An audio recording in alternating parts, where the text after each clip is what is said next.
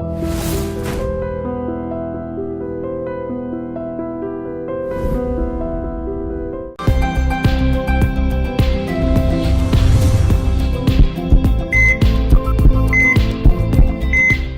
నాన్నగారు ఒక IPS officer అని చెప్పని విన్నానండి. ఎక్కడ మీది, ఏ ఊరు అసలు? Both my parents are from Guntur district అండి. That's in Andhra Pradesh. ఎడ్యుకేషన్ అంతా అక్కడే అయినట్టుంది కదా? యాక్చువల్లీ నాది ఎంబీబీఎస్ చెన్నైలో అయిందండి. అప్పట్లో ర్యాగింగ్ ఉండదండి మీకు? నన్ను ఎందుకు బాగా యాక్ట్ చేశారు, ఎందుకంటే ఒకటి వాళ్ళకి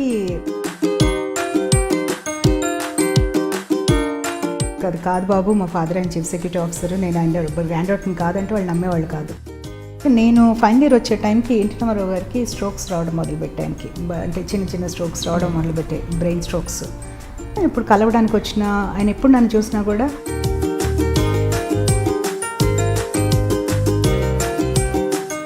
అప్పటి నుంచే అలా ప్లాన్ చేసుకున్నాను నేను. చాలా మందికి స్ట్రోక్ అనగానే అది హార్ట్ స్ట్రోకా లేకపోతే బ్రెయిన్ స్ట్రోకా అనేది ఒక కన్ఫ్యూజన్ ఉంటుంది. మీ ఉద్దేశ ప్రకారం మెడికల్ టెర్మినాలజీలో మీరు వ్యూవర్స్ కోసం ఒక క్లారిటీ అని ఇవ్వగలుగుతారు? బేసిక్లీ స్ట్రోక్ అంటే అర్థం ఏంటంటే సడన్గా అయ్యే ఎనీ వాస్కులర్ ఈవెంట్, అంటే బ్లడ్ సప్లై ఆగిపోవటం వల్ల కానీ, లేకపోతే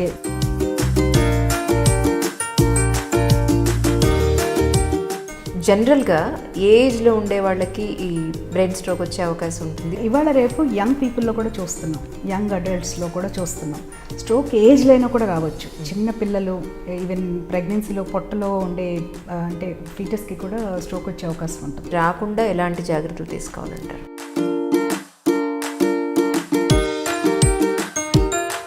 అంటే జనరల్గా స్ట్రోక్ వచ్చినప్పుడు, పక్షవాతం వచ్చినప్పుడు ఒక ఎడమ కాలు లేదా కుడి చేయి ఇలా అపోజిట్ డైరెక్షన్లో పడిపోతుంది.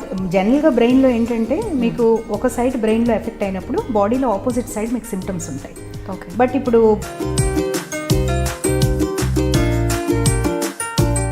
అంటే వన్స్ స్ట్రోక్ వచ్చిన తర్వాత హాస్పిటల్లో ఉండి అడ్మిట్ అయ్యి ట్రీట్మెంట్ తీసుకోవాల్సిన అవసరం ఉంటుందంటారా? ఈవెన్ మినీ స్ట్రోక్స్ కూడా హాస్పిటల్ అడ్మిట్ చేయాలనేది ఇంటర్నేషనల్ రికమెండేషన్.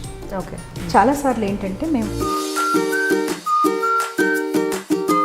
ఏదైనా ఒక చెస్ట్ పెయిన్ వచ్చినా లేకపోతే చాలా క్యాజువల్గా వేసేసుకుంటే ఒక డిస్ప్రిన్ వేసేసుకోండి, ఒక ఆస్ప్రిన్ వేసేసుకోండి అంటూ ఉంటారు. ఇది మంచిదా? అంటే if it is heart attack it's okay అండి, still we recommend that heart వరకు. కానీ బ్రెయిన్కి నేను రికమెండ్ చేయను. ఎందుకంటే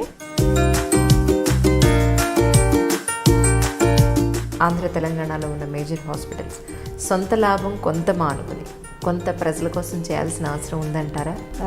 ప్రజలకు తెలవంది ఏంటంటే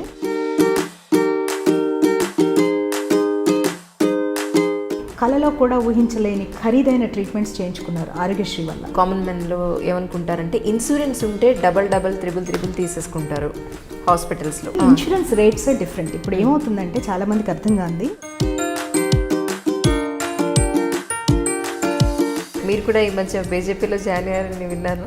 నేను ఇండియా వచ్చిన దగ్గర నుంచి నన్ను ఏదో ఒక పొలిటికల్ పార్టీ వాళ్ళు జాయిన్ అవ్వమని అడుగుతూనే ఉన్నారు. ఓకే. వెరీ రీసెంట్లీ 2019 కూడా విజయవాడ పార్లమెంట్ కంటెస్ట్ చేయమని. స్పెషల్లీ బీజేపీలోకి జాయిన్ అవ్వడం కనుక ముఖ్య కారణం అంటే ఏం చెప్తారు? ఫస్ట్ ఆఫ్ ఆల్ మోడీ గారి పట్ల ఉండే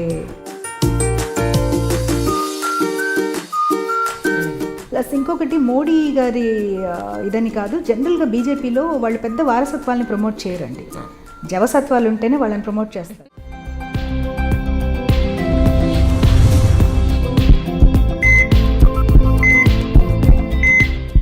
హాయ్ అండి, ఐ డ్రీమ్ ఛానల్ కొత్తగా ఒక సిరీస్ని స్టార్ట్ చేస్తుందంటే హెల్దీ టాక్ విత్ అంజలి అని. అంటే ఇందులో అందరూ కూడా డాక్టర్స్తోనే మనం ఇంటర్వ్యూస్ తీసుకుంటూ ఉంటాం. ఎందుకు అనంటే మనకి ఆరోగ్యం మీద కనీస అవగాహన కోసం, అంటే ఏ ప్రాబ్లం ఎందుకు వస్తుంది, అసలు ఎక్కడికి వెళ్ళాలి అనేది కూడా చాలామందికి తెలియదు. ఇందులో భాగంగా ఈరోజు ప్రముఖ న్యూరాలజిస్ట్ డాక్టర్ పద్మా వీరప్రేణి గారు నాతో పాటు ఉన్నారు. తను కిమ్స్ హాస్పిటల్లో వర్క్ చేస్తూ ఉన్నారు. అలాగే దానికి సంబంధించిన పూర్తి ఇన్ఫర్మేషన్ అంతా కూడా, అంటే న్యూరాలజీకి సంబంధించిన పూర్తి ఇన్ఫర్మేషన్, అలాగే పద్మ వీరప్రేణి గారి లైఫ్ గురించి పూర్తిగా ఆవిడ మాటలను తెలుసుకుందాం. మేడం నమస్తే అండి. నమస్తే అండి. ఎలా ఉన్నారు? బాగున్నాను. అన్ఫార్చునేట్లీ మన ఇద్దరు శారీ కలర్ కాంబినేషను ఒకటే అయిపోయింది. ఐమ్ సో సారీ, ముందు మాట్లాడాల్సింది ఏ కలర్ కట్టుకొస్తున్నావు ఏంటి అనేది. బట్ నేను కూడా మ్యాచ్ అవ్వదని అనుకున్నాను, బట్ ఎందుకు మ్యాచ్ అయిపోయింది.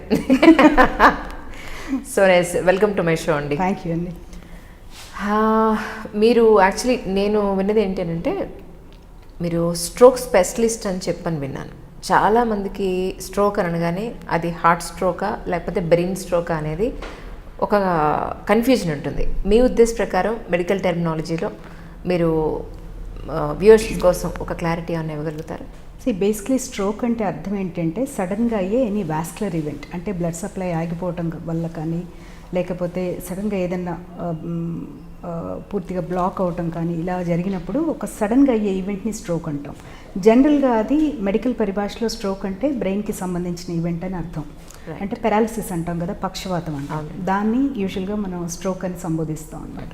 కాకపోతే పబ్లిక్లో చాలామందికి స్ట్రోక్ అంటే వాళ్ళు హార్ట్ స్ట్రోక్ అన్న దీంతో వాడతారు. ఇప్పుడు మాకు కూడా చెప్పినప్పుడు స్ట్రోక్ అంటే మేము 1-2 సార్లు అడగాలి, అది హార్ట్కి వచ్చిందా, హార్ట్ అటాకా, లేకపోతే బ్రెయిన్ ఇది వచ్చిందా. యాజ్ డాక్టర్గా మీకు కూడా అది ఉంటుందండి, ఎందుకంటే అది కామన్. ఇప్పుడు పబ్లిక్లో అది స్ట్రోక్ అంటే వాళ్ళు ఆ విధంగానే సంబోధిస్తారు చాలా వరకు. దెన్ వీ ఎడ్యుకేట్ దెమ్, అలా కాదమ్మా స్ట్రోక్ అంటే పెరాలిసిస్ అని, then they correct them cells అనమాట. అట్లా. ఓకే, జనరల్గా అంటే మీ స్టోరీ దగ్గర రావడానికి ముందు కొంచెం ఈ డీటెయిల్స్లోకి వెళ్దాం. అంటే జనరల్గా ఏజ్లో ఉండే వాళ్ళకి ఈ బ్రెయిన్ స్ట్రోక్ వచ్చే అవకాశం ఉంటుంది, రాకుండా ఎలాంటి జాగ్రత్తలు తీసుకోవాలంటారు? మామూలుగా ఏంటంటే 60 ఏళ్ళు దాటిన వాళ్ళల్లో స్ట్రోక్ ఎక్కువగా చూస్తుంటామండి. అండ్ ఏజ్ గడిచే కొద్దీ, అంటే మనకి వయసు పెరిగే కొద్దీ స్ట్రోక్ వచ్చే రిస్క్ కూడా ఎక్కువ అవుతుంది. ఓకే, బట్ ఇవాళ రేపు యంగ్ పీపుల్లో కూడా చూస్తున్నాం, యంగ్ అడల్ట్స్లో కూడా చూస్తున్నాం. స్ట్రోక్ ఏజ్లో అయినా కూడా రావచ్చు. చిన్న పిల్లలు, ఈవెన్ ప్రెగ్నెన్సీలో పొట్టలో ఉండే అంటే ఫీటస్కి కూడా స్ట్రోక్ వచ్చే అవకాశం ఉంటుంది. బట్ ఏ ఏజ్లో అయినా వస్తుంది, కానీ కామన్గా చూసేది మటుకు పెద్దవాళ్ళల్లో. బట్ లేటెస్ట్ స్టడీస్ అన్నీ చూపిస్తుంది, ఇప్పుడు ప్రాక్టికల్గా మేము చూస్తుంది కూడా ఏంటంటే ఎనీ ఏజ్లో రావచ్చు, ఇప్పుడు యంగ్స్టర్స్లో ఎక్కువ అవుతుంది. కామన్ కాజెస్ అంటారా, అందరికీ తెలిసిన causes BP, sugar, uncontrolled cholesterol levels, లేకపోతే చాలా సెడెంటరీ లైఫ్ స్టైల్, ఎక్కువ స్ట్రెస్ ఉండటం, ఇర్రెగ్యులర్ హార్ట్ బీట్స్ ఉండటం, ఇలాంటివన్నీ వెరీ కామన్ కాజెస్ అనమాట ఇది రావడానికి. బట్ వయసు రీత్యా కొన్ని వయసులో కొన్ని సమస్యలు ఎక్కువగా చూస్తాం. ఇప్పుడు ఐటిక్ డైసెక్షన్ కానివ్వండి, లేకపోతే రుమాటిక్ హార్ట్ డిసీజ్ వల్ల రావటం కానివ్వండి, లేకపోతే ఇప్పుడు డ్రగ్ అబ్యూజ్, వీటన్నిటి వల్ల వచ్చేవి ఎక్కువగా మనం యంగ్స్టర్స్లో చూస్తాం. పెద్దవాళ్ళల్లో పెద్దగా డ్రగ్ అబ్యూస్ చూడడం, అందులో smoking will be important risk factor పెద్దవాళ్ళల్లో. కానీ ఎక్కువ విమెన్కి వచ్చే అవకాశం ఉంటుంది అని కూడా అంటారు కదండి, నిజమేనా అది? అంటే విమెన్కి వస్తుంది, మెన్కి కూడా వస్తుందండి. పోను అది ఇది అంటే విమెన్కి ఇంతకుముందు ఏంటంటే విమెన్కి ఎక్కువ వస్తుంది, మెన్కి ఎక్కువ వస్తుంది, ఈ డైలమా ఉండేది. ఇప్పుడు లేటెస్ట్ స్టడీస్ అన్నీ చూపిస్తుంది ఏంటంటే అందరికీ వస్తున్నాయి, అన్ని ఏజెస్లో వస్తున్నాయి. సో ఐ థింక్ పోను అది తగ్గిపోతుంది, వీళ్ళకి మాత్రమే వస్తుంది, వీళ్ళకి రాదు అనే డిఫరెన్షియేషన్ అయితే లేదు ఇప్పుడు. అంటే అది మన లైఫ్ స్టైల్లో వచ్చిన మార్పులు కానివ్వండి, డే టు డే మన స్ట్రెస్ లెవెల్స్ పెరగటం కానివ్వండి, వీటన్నిటి మూలాన కూడా వస్తున్నట్టుగా అనిపిస్తుంది అందరికి. వన్స్ స్ట్రోక్ వచ్చిన తర్వాత అంటే ఎన్ని రోజులు పడుతుంది మళ్ళీ నార్మల్ అవడానికి? అసలు అవుతుందంటారా? అంటే ఒక కాలు డిపెండ్స్. స్ట్రోక్ ఎంత తీవ్రంగా ఉన్నది అనే దాన్ని బట్టి, ఏ ఏరియాలో వచ్చిందనే దాన్ని బట్టి, టైప్ ఆఫ్ స్ట్రోక్ బట్టి, general medical condition of the person బట్టి. ఇప్పుడు కొన్ని పెద్ద స్ట్రోక్స్ చిన్న వయసు వాళ్ళు వచ్చిందనుకోండి, వాళ్ళ బ్రెయిన్ ప్లాస్టిసిటీ ఎక్కువగా ఉంటుంది, సో వాళ్ళు రికవర్ అయ్యే ఛాన్సెస్ కూడా ఎక్కువగా ఉంటాయి. అట్లాగే పెద్ద వయసు వాళ్ళకి, చాలా మెడికల్ ప్రాబ్లమ్స్ ఉన్న వాళ్ళకి రికవర్ అయ్యే ఛాన్సెస్ తక్కువగా ఉంటాయి. ఇప్పుడు బ్రెయిన్లో స్ట్రాటజిక్గా చిన్న ఏరియాస్లో కూడా ఒక్కోసారి పక్షవాతం వచ్చినప్పుడు వాళ్ళకి వచ్చే సిమ్టమ్స్ చాలా పెద్దగా ఉండొచ్చు. అట్లాగే ఒక్కోసారి పెద్ద ఏరియాస్లో వచ్చినా కూడా అది స్ట్రాటజికల్లీ అంత ఇంపార్టెంట్ ఏరియా కానప్పుడు వాళ్ళ రికవరీ ఫాస్ట్గానే ఉండే అవకాశం ఉంటుంది.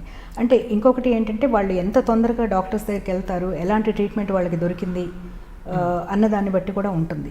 సెకండరీ కాంప్లికేషన్స్, ఇప్పుడు ఓన్లీ పక్షవాతం కాకుండా ఇప్పుడు కొంతమందికి హాస్పిటల్లో ఉన్నప్పుడు యాస్పిరేషన్ న్యూమోనియాస్ అని, లేకపోతే రిలేటెడ్ కార్డియాక్ ఎరిథ్మియాస్, ఇట్లా వేరే కాంప్లికేషన్స్ వస్తూ ఉంటాయి. అలాంటివి ఏమీ రాకుండా ఉండటం కూడా ఇంపార్టెంట్ రికవరీ ప్రాసెస్లో. అలాంటివి ఏమైనా వస్తే ఇంకా యాడెడ్ మార్టాలిటీ అండ్ మార్బిడిటీ ఉంటుంది. అంటే జనరల్గా స్ట్రోక్ వచ్చినప్పుడు, పక్షవాతం వచ్చినప్పుడు ఒక ఎడమ కాలు లేదా కుడి చేయి ఇలా అపోజిట్ డైరెక్షన్లో పడిపోతుంది అంటే జనరల్గా బ్రెయిన్లో ఏంటంటే మీకు ఒక సైడ్ బ్రెయిన్లో ఎఫెక్ట్ అయినప్పుడు బాడీలో ఆపోజిట్ సైడ్ మీకు సిమ్టమ్స్ ఉంటాయి. ఓకే. బట్ ఇప్పుడు బ్రెయిన్ స్టెమ్లో వచ్చినప్పుడు అట్లా రాకపోవచ్చు, సేమ్ సైడ్ ఎఫెక్ట్ అవ్వచ్చు, లేదు 2 కాళ్ళు పడిపోవచ్చు, లేదా 2 చేతులు పడిపోవచ్చు, ఇట్లా కాంబినేషన్స్ ఉంటాయి. Okay. But by and large మీరు అన్నది కరెక్టే, చాలా మందికి ఆపోజిట్ సైడే వస్తుంది. బట్ 2 ఒకే సైడ్ అంటే 2 కాళ్ళు 2 చేతులు అట్లా ఇదవ్వటం కూడా చూస్తాం. ఒక్కోసారి క్వాడ్రిప్లీజియా అంటే 4 పడిపోవచ్చు అట్లాగా. ఓకే. అదే. ఓకే, కానీ మూతి పార్ట్లో ఫేస్లో వచ్చింది మాత్రం తొందరగా రికవర్ అవుతూ ఉంటారు, నిజమా అండి?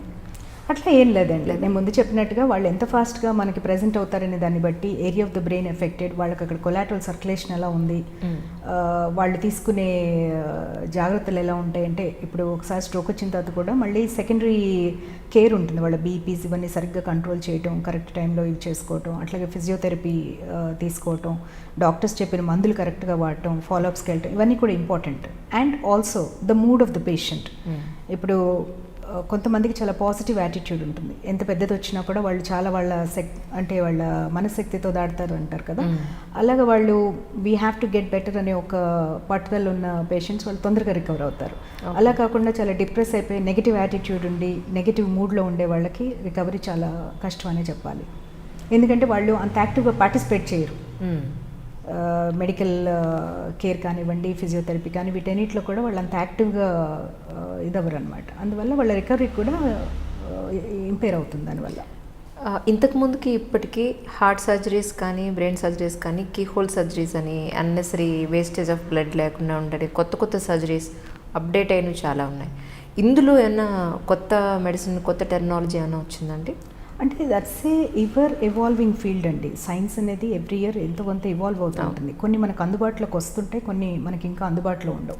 ఇప్పుడు మాకు మెడికల్ దీంట్లో ఏంటంటే చాలా ఎక్స్పెరిమెంటల్ స్టడీస్ చాలా జరుగుతుంటాయి. వాటిని డిఫరెంట్ ఫేజెస్లో యానిమల్స్లో కానివ్వండి, హ్యూమన్స్లో కానీ టెస్ట్ చేసి ఒక ఎఫ్డిఏ లాంటి సంస్థలు, ఇండియాలో ఉన్న సంస్థలు, ఇట్లా ప్రతి ఒక్కళ్ళు వాటిని ఇచ్చేసిన తర్వాతే రాటిఫై చేసిన తర్వాత మాత్రమే మాకు అందుబాటులోకి వస్తాయి అవి.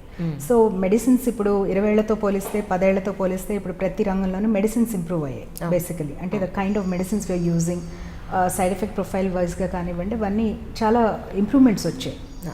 So definitely that's ever changing ఇదనమాట. అది స్టాటిక్గా ఉండదు. ఎవ్రీ ఇయర్ సంబడి సమ్వేర్ ఏదో ఒక కొత్త ఇన్వెన్షనో డిస్కవరీ జరుగుతూ ఉంటుంది, దాని మీద పరిశోధనలు చేస్తుంటారు. వాటిని అంటే ముందు యానిమల్స్ మీద టెస్ట్ చేస్తారు, తర్వాత హ్యూమన్స్ మీద ఫేజ్డ్ స్టడీస్లో చేసి, తర్వాత when it is considered safe, completely safe, లేకపోతే మనకి దాని సైడ్ ఎఫెక్ట్ ప్రొఫైల్, దాని ఇంట్రాక్షన్స్ కంప్లీట్గా అర్థమయ్యే స్టేజ్లో మాత్రమే హ్యూమన్స్ మీద వాడటానికి అనుమతి ఉంటుంది. అలా ఇంప్లిమెంటేషన్ అయినవి ఈ మధ్యకాలంలో ఏమైనా ఉన్నాయండి దీనికి సంబంధించి? ఈ మధ్య కాలంలో కొత్తగా ఏమి రాలేదండి ఈ సంవత్సరంలో. అంటే మెడిసిన్స్ ఇంకా టెస్ట్ చేస్తున్నారు, కొత్త మెడిసిన్స్ చాలా టెస్ట్ చేస్తున్నారు.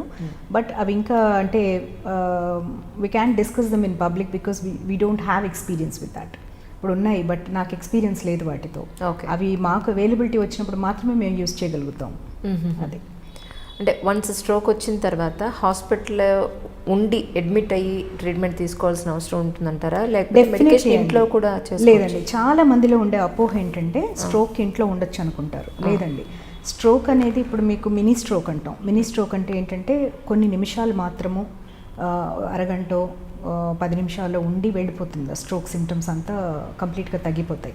దాన్ని మినీ స్ట్రోక్ అంటాం. మినీ స్ట్రోక్ అనేది ఒక పెద్ద స్ట్రోక్ వచ్చే ముందు ఒక వార్నింగ్ సైన్ లాగా. ఈవెన్ మినీ స్ట్రోక్స్ కూడా హాస్పిటల్ అడ్మిట్ చేయాలనేది ఇంటర్నేషనల్ రికమెండేషన్. ఓకే చాలాసార్లు ఏంటంటే మేము వాళ్ళని హాస్పిటల్ అడ్మిట్ చేసి వాళ్ళ కార్డియాక్ రిథమ్ 24 hours అబ్జర్వ్ చేస్తాం to see if there are any arrhythmias, వాళ్ళ బీపీ ఎలా ఉంది, వాళ్ళ షుగర్స్ ఎలా ఉన్నాయి, అట్లాగే మాకు కావాల్సిన బ్లడ్ టెస్ట్లు, ఈసీజీలు ఇవన్నీ చేసుకొని, అట్లాగే వాళ్ళ blood supply to the brain ఎలా ఉంది, ఇవన్నీ కూడా ఒక టోటల్ ఒక హోలిస్టిక్ అప్రోచ్తో వర్కౌట్ చేయాలి స్ట్రోక్ అసలు ఎందుకు వచ్చింది అని. కొన్నిసార్లు అన్ని టెస్టులు చేసిన తర్వాత కూడా ఒక 30 నుంచి 35% పీపుల్లో అసలు మాకు కాజ్ తెలియదు. వాటిని క్రిప్టోజెనిక్ స్ట్రోక్స్ అంటాం. అట్లాగే ఫ్యామిలీ హిస్టరీ తీసుకోవడం, ఇవన్నీ ఇంపార్టెంట్. అంటే ఒక పర్సన్ని టోటల్గా we have to profile them. Why somebody has had this stroke, do we know the cause, what are his chances to get another time అనేది మనకు ఒక అవగాహన రావాలి. ఓకే, ఇప్పుడు ఒక డెఫినెట్ కాజ్ కనిపించింది అనుకోండి, ఆ కాజ్ ప్రకారంగా ట్రీట్ చేస్తాం. డెఫినెట్ కాజ్ లేదనుకోండి, మనకి ఈ కాజ్ కనిపించట్లేదు అనుకున్నప్పుడు ఇంకా కేర్ఫుల్గా వాళ్ళని ఎవాల్యుయేట్ చేయడం, మానిటర్ చేయడం జరుగుతుంది అనమాట. సో వీటన్నిటికి కూడా ఏంటంటే వాళ్ళు హాస్పిటల్లో ఉంటే ఫస్ట్ 24 hours అట్లీస్ట్ స్టేబుల్ పేషెంట్స్ని కూడా ఫస్ట్ 24 hours ఉంచి ఇవన్నీ చూసుకొని మాత్రమే మేము వాళ్ళని సేఫ్ అనుకున్నప్పుడు పంపిస్తాం. Definitely on medicines. ఒకసారి మినీ స్ట్రోక్ కానీ స్ట్రోక్ లాంటి సిమ్టమ్స్ వచ్చినప్పుడు definitely will put them on medicines. చాలామంది ఇంకొక అపోహ ఏముంటుందంటే సిటీ ఒక్కటి చేస్తే సరిపోతుంది అనుకుంటారు. చాలామంది మాతో పేషెంట్స్ అదే అడుగుతూ ఉంటారు, మీరు ఎంఆర్ఐ మళ్ళీ ఎందుకు చేస్తున్నారు, సిటీతో ఆపేయచ్చు కదా అని. సిటీ అనేది చాలాసార్లు ఎందుకు చేస్తామంటే అక్యూట్ స్ట్రోక్ సెట్టింగ్లో జస్ట్ రూల్ అవుట్ బ్లీడ్ అయిందా లేదా ఈ మనిషికి అనేది చూడటానికి బ్రెయిన్లో చేస్తాం. అది CT does not give you complete information. Particularly posterior circulation strokes అంటే మన మెదడు వెనుక వైపు భాగం ఉంటుంది కదా, ఆ భాగంలో వచ్చే స్ట్రోక్స్ సిటీలో అంత బాగా కనిపించవు. Okay, because of some beam artefacts అంటాం, వాటి వల్ల కనిపించదు అనమాట. అందుకని చెప్పి మేము ఇమీడియట్ ఇప్పుడు ఎవరైనా పేషెంట్ రాగానే గబుక్కుని సిటీ చేస్తాం. చేసి బ్లీడ్ లేదనుకున్న తర్వాత okay this is an ischaemic stroke, ఇది బ్లడ్ సప్లై లేకపోవడం వల్ల వచ్చిన స్ట్రోక్ అనేది వస్తుందన్నమాట. అంటే conclusion. Then we go for the MRI. Okay, ఎంఆర్ఐలో మాకు ఇంకా ఎక్కువ డీటెయిల్ తెలుస్తుంది. అంటే ఎగ్జాక్ట్గా ఎక్కడ ఎంత పెద్ద స్ట్రోక్, ఎంత ఇది ఉంది, అలాగే బ్లడ్ సప్లై చూసుకోవడానికి ఎంఆర్ఐ యాంజియోగ్రామ్ చూసుకోవడానికి, అలాగే ఆ కొలాటరల్ సర్క్యులేషన్ ఎలా ఉంది అని అసెస్ చేయడానికి ఎంఆర్ఐ పర్ఫెక్ట్ స్టడీ అనమాట. అట్లాగే ప్రీవియస్ పాత స్ట్రోక్స్ ఏమైనా అయ్యాయా అనేది కూడా చూపిస్తుంది. ఓకే, బ్రెయిన్ ఏమైనా ష్రింకేజ్ ఉందా, పాత స్ట్రోక్స్ ఏమైనా అయ్యాయా, ఇలాంటి వాటి అన్నిటికీ పాత బ్లీడ్స్ అనేవి కూడా చూపిస్తుంది. ఓకే, ఇంతకుముందు ఏమైనా బ్లీడ్స్ అయ్యాయా, ఇవన్నీ అంటే ఒక హోల్సమ్ ఇన్ఫర్మేషన్ వస్తుంది ఎంఆర్ఐ నుంచి. ఓకే, అట్లాగే మేము మెడలో ఇప్పుడు 2 అటు ఇటు ఒక ఆర్టరీస్ ఉంటాయి అన్నమాట బ్రెయిన్కి సప్లై చేసేవి, అవి ఏమైనా బ్లాకేజెస్ ఉన్నాయా ఇవి చూడటానికి కూడా ఈ హాస్పిటలైజేషన్ అది ఉపయోగించుకుంటాం. వీటిలో ఆఫ్కోర్స్ కొన్ని అవుట్ పేషెంట్ కింద చేయొచ్చు, బట్ ఇప్పుడు హార్ట్ మానిటరింగ్ కానివ్వండి ఇలాంటివన్నీ హాస్పిటల్లోనే చేయడానికి కుదురుతుంది. లాట్ ఆఫ్ టైమ్స్ ఈ మానిటరింగ్ ఐసీయూ సెట్టింగ్లోనే ఉంటుంది. అందుకే స్టేబుల్గా ఉన్న పేషెంట్స్ కూడా మేము ఒక్కోసారి ఫస్ట్ 24 hours ఐసీయూలో పెట్టడం జరుగుతుంది. ఇంకొకటి ఏంటంటే ఎనీ కైండ్ ఆఫ్ ఇప్పుడు posterior circulation stroke by rule ఎప్పుడు ఐసీయూలో పెడతాం. ఎందుకంటే అది ఎక్స్టెండ్ అయితే అది ఇన్వాల్వ్ చేసే ఏరియాతో చాలా పెద్ద డెఫిసిట్స్ వస్తాయి అండ్ చాలా సడన్గా అవుతుంది. అండ్ ఈ పోస్టియర్ సర్క్యులేషన్ స్ట్రోక్స్లో ఈ బ్రెయిన్ స్టెమ్లోనే రెస్పిరేషన్ని, కార్డియాక్ సెంటర్స్ని కంట్రోల్ చేసే సెంటర్స్ ఉంటాయి అన్నమాట. ఓకే, సో అందువల్ల అక్కడ వచ్చిన స్ట్రోక్స్ ఇంకా ఎక్కువ కేర్ కావాలి, ఇంకా ఎక్కువ మానిటరింగ్ కావాలి. Because things happen very fast, very quickly. So monitoring అనేది అక్కడ కంటిన్యూస్ ఆల్ రౌండ్ 24/7 మానిటరింగ్ కావాల్సి వస్తుంది. పెద్ద పెద్ద స్ట్రోక్స్ ఉంటాయి, ఇప్పుడు యాంటీ సర్క్యులేషన్ స్ట్రోక్స్ పెద్ద పెద్ద స్ట్రోక్స్ వస్తాయి. వాటిల్లో ఏంటంటే బ్రెయిన్ స్వెల్లింగ్ ఉంటుంది. సో బ్రెయిన్ స్వెల్లింగ్ కంట్రోల్ చేయడానికి మెడికల్గా, ఒకవేళ అవసరమైతే సర్జికల్ డెసిషన్స్ తీసుకోవడానికి కూడా మాకు మానిటరింగ్ అనేది చాలా ఇంపార్టెంట్. రైట్. సో చాలామంది పీపుల్ అనుకుంటారు ఏముంది మేము ఇంట్లో కూర్చొని మందులు వేసేసుకుంటాం అనుకుంటారు. అట్లా మంచిది కాదు అది. అంటే ఇక వాళ్ళకి కంప్లీట్గా అసలు ఉండలేని పరిస్థితులు ఏమైనా ఉంటే చెప్పలేం, కానీ బట్ బై అండ్ లార్జ్ ప్రతి ఒక్కళ్ళని మేము హాస్పిటల్ అడ్మిట్ చేయడానికే చూస్తాం. నేను ఎప్పుడు పేషెంట్స్కి ఒకటే చెప్తాను, హార్ట్ అటాక్ వస్తే మీరు ఎప్పుడైనా ఇంట్లో ఉంటారా? This is nothing but brain attack. If you look at it the same way, ఇప్పుడు బ్లడ్ సప్లై లేక హార్ట్ అటాక్ వస్తుంది, అట్లాగే బ్రెయిన్కి బ్లడ్ సప్లై లేకపోతేనో లేకపోతే ఒక బ్లడ్ వెసల్ బర్స్ట్ అవటం వల్ల మీకు హార్ట్ స్ట్రోక్ వస్తుంది, ఐ మీన్ బ్రెయిన్ స్ట్రోక్ వస్తుంది. సో రెండు ఒకే విధమైన ఇది, ఏరియాస్ డిఫరెంట్. ఇప్పుడు మీకు యాక్చువల్గా చెప్పాలంటే నేను ఒక్కోసారి పేషెంట్స్కి ఎలా ఎక్స్ప్లెయిన్ చేస్తానంటే, ఇప్పుడు ఒక హార్ట్ స్ట్రోక్ వచ్చిందనుకోండి, ఒక మనిషి చనిపోనన్నా చనిపోతాడు మ్యాసివ్ హార్ట్ అటాక్ వస్తే, లేకపోతే ఆ తర్వాత నెమ్మదిగా పుంజుకొని నార్మల్ స్టేట్కి వచ్చేస్తారు.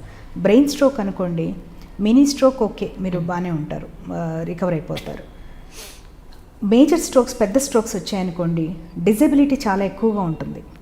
అంటే ఇప్పుడు ఒక సైడ్ పడిపోవడం కానీ, మాట పడిపోవడం కానీ, చూపు లేకపోవడం కానీ, ఇవేమైనా జరిగినప్పుడు that person's life will completely change from that moment. ఇప్పుడు సే సపోజ్ ఒక ప్రొఫెసర్ ఉన్నారనుకోండి, క్లాస్లో ఆయన పాఠం చెప్తున్నారనుకోండి, సడన్గా మాట పడిపోయింది అనుకోండి, he loses his job. Okay, అప్పటి వరకు ఇండిపెండెంట్గా ఒక ప్రైమరీ బ్రెడ్ విన్నర్గా ఉన్న పర్సన్ ఒక్కసారిగా he'll be bound to home and lot of these things happen. So అందువల్ల దీన్ని ఇంకా చాలా సీరియస్గా తీసుకోవాల్సిన అవసరం ఉంది. ఎగ్జాక్ట్లీ. అది అంటే చాలామందిలో అపోహ ఏముందంటే రక్తం చిక్కగా ఉంటేనే ఇలా అవుతుంది, ఏదైనా స్ట్రోక్ వచ్చింది, రక్తం కనుక పల్చగా ఉంటే ఇంత అవ్వదు అంటే ఒకటి ఉందండి, హైపర్ కోయాగ్యులబిలిటీ అని ఒక కండిషన్ ఉంటుంది. అంటే ఏంటంటే బ్రెయిన్ ఇట్లా బ్లడ్ థిక్గా ఉండి కొంతమందికి అట్లా వచ్చే అవకాశం ఉంటుంది. అది యూజువల్గా ఫెమిలియల్, అంటే జెనెటిక్గా కొంతమందికి ఫ్యామిలీస్లో రన్ అవుతూ ఉంటుంది. అదే ఇందాక అన్నాను కదా, ఫ్యామిలీ హిస్టరీ తీసుకోవడం ఇంపార్టెంట్ అని. ఫ్యామిలీ హిస్టరీలో కనుక ఫ్రీక్వెంట్ హార్ట్ అటాక్స్ కానీ లేకపోతే మిస్క్యారేజెస్ అయిన విమెన్ ఉన్నా కూడా కొన్ని ప్రత్యేకమైన కండిషన్స్లో ఇవి అంటే యంగర్ ఏజ్ పీపుల్కి మోర్ వాస్కులర్ ఈవెంట్స్ అయినప్పుడు that is suggestive of hypercoagulability. ఆ కండిషన్ సస్పెక్ట్ చేసినప్పుడు we definitely work up for that problem. అదే కాకుండా ఇప్పుడు ఒక మనిషికి అన్ని రిస్క్ ఫ్యాక్టర్స్ అన్నీ కంట్రోల్ చేసినా కూడా traditional risk factors still he's has on going మళ్ళీ మళ్ళీ వస్తున్నాయి అనుకోండి స్ట్రోక్స్, అప్పుడు కూడా ఈ ప్రొఫైల్ చెక్ చేస్తాం అన్నమాట. అది మీకు ప్లేట్లెట్స్ థిన్ చేయటం, యాస్పిరిన్ ఇట్లాంటి మెడిసిన్స్ థిన్ చేస్తాయి అన్నమాట. ప్లేట్లెట్స్ ఇవి చేస్తాయి అన్నమాట. కొలోక్యల్గా అది కూడా అంటాం బేసికలీ, తిన్నుగా ఉంటే బ్లడ్, అది మొత్తం బ్లడ్ అని కాదు, అంటే ప్లేట్లెట్ యాక్టివిటీని చేయడానికి అది. కానీ జనరల్గా ఏదైనా ఒక చెస్ట్ పెయిన్ వచ్చినా లేకపోతే చాలా క్యాజువల్గా వేసేసుకుంటే ఒక డిస్ప్రిన్ వేసేసుకోండి, ఒక ఆస్పిరిన్ వేసేసుకోండి అంటూ ఉంటారు. ఇది మంచిదా అలా వేసుకోవడం? అంటే if it is heart attack it's okay అండి, still we recommend that heart వరకు. కానీ బ్రెయిన్కి నేను రికమెండ్ చేయను. ఎందుకంటే బ్రెయిన్కి there is no way anybody sitting at home can figure out if it is a bleed or lack of blood వల్ల stroke వచ్చింది అనేది ఎవరైనా చెప్పలేం. బ్రెయిన్ వరకు నేనేం చెప్తానంటే, మీరు సిమ్టమ్స్ రికగ్నైజ్ చేయగలిగితే, అంటే ఒక సైడ్ కనుక పక్షవాతంలాగా రావటం కానీ, మాట పడిపోవడం కానీ, లేకపోతే రెండుగా కనిపించడం, డబుల్గా ఇట్లా ఆల్టర్డ్ సెన్సేషన్ లాగా, ఆల్టర్డ్ సెన్సోరియం లాగా, అంటే రెస్పాండ్ అవ్వకపోవటం, ఇట్లాంటివి ఏమైనా ఫ్యామిలీ మెంబర్స్ చూసినా, ఇలాంటివి ఏవి చూసినా పక్షవాతం అని అనుమానం వచ్చినప్పుడు ఏమీ చేయకుండా వెంటనే హాస్పిటల్కి తీసుకురమ్మంటాం. యాస్పిరిన్ తీసుకుంటే ఏమవుతుందంటే, వాళ్ళు బ్రెయిన్లో కనుక పొరపాటున బ్లీడ్ అయి ఉన్నారనుకోండి, యాస్పిరిన్ ఇంకా పెంచుతుంది బ్లీడ్. సో అందువల్ల వీ డోంట్ రికమెండ్ అనమాట. We say come to the hospital. మీకు 3 to 4.5 hours మధ్యలో కనుక మాకు హాస్పిటల్ లోపలికి వచ్చేసగలిగితే వాళ్ళకి గోల్డెన్ అవర్ ట్రీట్మెంట్ ఉంటుంది. వాళ్ళకి లిటిక్ థెరపీ అంటాం అనమాట. మెడిసిన్ ఇవ్వటం వల్ల క్లాట్ కరగడానికి అవకాశం ఉంటుంది. ఒక 30 to 40% పూర్తిగా రికవర్ అవుతారు, ఒక 30 to 40% పార్షియల్గా రికవర్ అవుతారు, ఒక 20% రికవర్ అవ్వకపోవచ్చు, ఒక 6% బ్లీడింగ్ రిస్క్ ఉంటుంది ఆ లిటిక్ థెరపీకి. బట్ దట్స్ అంటే కొన్ని జాగ్రత్తలు తీసుకుంటే దాన్ని మినిమైజ్ చేసుకోవచ్చు మనం. ఇప్పుడు కొన్ని సిమ్టమ్స్ చెప్పారు మీరు. యాక్చువల్లీ ఎక్కడన్నా బాడీలో కాళ్ళు చేతులు మూమెంట్ లేకపోవడం కానీ, లేదా స్పర్శ లేకపోయినా సరే, ఇలా కామన్ మ్యాన్ రికగ్నైజ్ చేయగలిగే సిమ్టమ్స్ ఏమైనా ఉంటే చెప్పండి. ఇదే అండి, కామన్ మ్యాన్ చూసుకోవాల్సింది ఏంటంటే, బేసికలీ మొహం సిమెట్రికల్గా ఉందా, అంటే నవ్వితే రెండు వైపులా సమానంగా ఉందా, లేక ఒకవైపు ఫ్లాట్గా ఉందా అనేది చూసుకోవచ్చు వాళ్ళు, అది తెలుస్తుంది. అట్లాగే మాట స్పష్టంగా వస్తుందా, మాట్లాడగలుగుతున్నారా, వాళ్ళు మాట్లాడేది పక్కన వాళ్ళకి అర్థమవుతుందా, పక్కన వాళ్ళు మాట్లాడేది వాళ్ళకి అర్థమవుతుందా అనేది కూడా ఇంపార్టెంట్. Speech, right. ఎందుకంటే వాళ్ళు మాట్లాడేది తేడా రావచ్చు, లేదు పక్కన వాళ్ళు మాట్లాడేది వాళ్ళకి అర్థం కాకపోవచ్చు. అండ్ ముందు చెప్పినట్టుగా ఒక సైడ్ కంప్లీట్గా పక్షవాతం లాగా రావడం, లేదా స్పర్శ పోవటం, లేదు కంటిన్యూస్గా తల తిరగటం, ఇట్లా డబుల్గా కనిపించడం, లేకపోతే అన్రెస్పాన్సివ్గా ఉండటం, అసలు టోటల్గా అన్రెస్పాన్సివ్గా ఉండటం, లేకపోతే సడన్గా చూపిపోయినా కూడా. ఇప్పుడు జస్ట్ ఒక సడన్గా ఏదైనా చేస్తున్నప్పుడు చూపిపోయింది అనుకోండి, that also is indicative of stroke. So these are the things that anybody can feel for themselves. అంటే మీ normal state of neurological function నుంచి ఎనీథింగ్ సడన్గా, అన్ఎక్స్పెక్టెడ్గా సడన్గా వచ్చింది ఏదైనా కూడా you have to think of a stroke. అది రైట్. ఇక మీ పర్సనల్ విషయాలకు వస్తే, మీ నాన్నగారు ఒక ఐపీఎస్ ఆఫీసర్ అని చెప్పని విన్నానండి. ఎక్కడ మీది, ఏ ఊరు అసలు, ఎక్కడ నేటివ్ ప్లేస్ ఎక్కడ? Both my parents are from Guntur district అండి, దట్స్ ఇన్ ఆంధ్రప్రదేశ్. నేను I was raised here in Hyderabad. నాన్నగారు అంటే of course most of his service హైదరాబాద్లోనే చేశారు ఆయన. ఫ్యూ ఇయర్స్ నాకు గుర్తుండి చిన్నప్పుడు తిరుపతిలో ఉన్నాము, బట్ అదర్వైజ్ ఎవ్రీథింగ్ హైదరాబాద్లోనే ఉన్నాను నేను. అమ్మ హౌస్ వైఫ్ అండి. ఎంతమంది మీరు సిస్టర్స్ అండ్ బ్రదర్స్? నాకు ఒక తమ్ముడు అండి, is 1 year younger to me. మేమిద్దరం కూడా అంటే మా చదువులు అయిపోయిన తర్వాత మేము యుఎస్ వెళ్ళాము. యుఎస్ ఉండి అక్కడ చాలా ఏళ్ళు ఉన్నాము. తర్వాత both of us came back. నేను 2010 ఎడ్యుకేషన్ అక్కడ అయినట్టుంది కదా? నాది ఎంబీబీఎస్ చెన్నైలో అయిందండి, చెన్నైలో చదువుకున్నాను నేను. యుఎస్ వెళ్ళి అక్కడ నేను రెసిడెన్సీస్ జనరల్ మెడిసిన్, అంటే అక్కడ ఇంటర్నల్ మెడిసిన్ అంటాం, ఇక్కడ జనరల్ మెడిసిన్ అంటాం. సో ఇంటర్నల్ మెడిసిన్ రెసిడెన్సీ చేశాను, ఆ తర్వాత న్యూరాలజీ సైకాట్రీ ప్రోగ్రామ్ చేశాను. తర్వాత మళ్ళీ ఫెలోషిప్ నేను ఇప్పుడు మనం మాట్లాడుకుంటున్నాం కదా, స్ట్రోక్స్ వాస్కులర్ న్యూరాలజీ అంటాం అక్కడ, స్ట్రోక్స్ అండ్ న్యూరలాజికల్ ఎమర్జెన్సీస్ మీద నేను అక్కడ ఫెలోషిప్ చేశాను ఎమ్రీ యూనివర్సిటీలో. ఓకే, అక్కడే మొత్తం మీ ఎడ్యుకేషన్ అంతా అయిపోయింది? ఎడ్యుకేషన్ అయ్యి కొన్ని రోజులు అక్కడ వర్క్ కూడా చేశానండి. చేసిన తర్వాత రిటర్న్ బ్యాక్. ఓకే, ఇక్కడ హైదరాబాద్లో రావడం మీరు కిమ్స్కి వచ్చారా? అంటే కిమ్స్లో నేను one of the founding directors అండి. నేను అందువల్ల it was an automatic choice for me to come back and start out at KIMS. Okay, అక్కడే ఉన్నాను, కిమ్స్లోనే ఉన్నాను. Okay okay right. ఇప్పుడు మీ బ్రదర్ ఏం చేస్తున్నారు?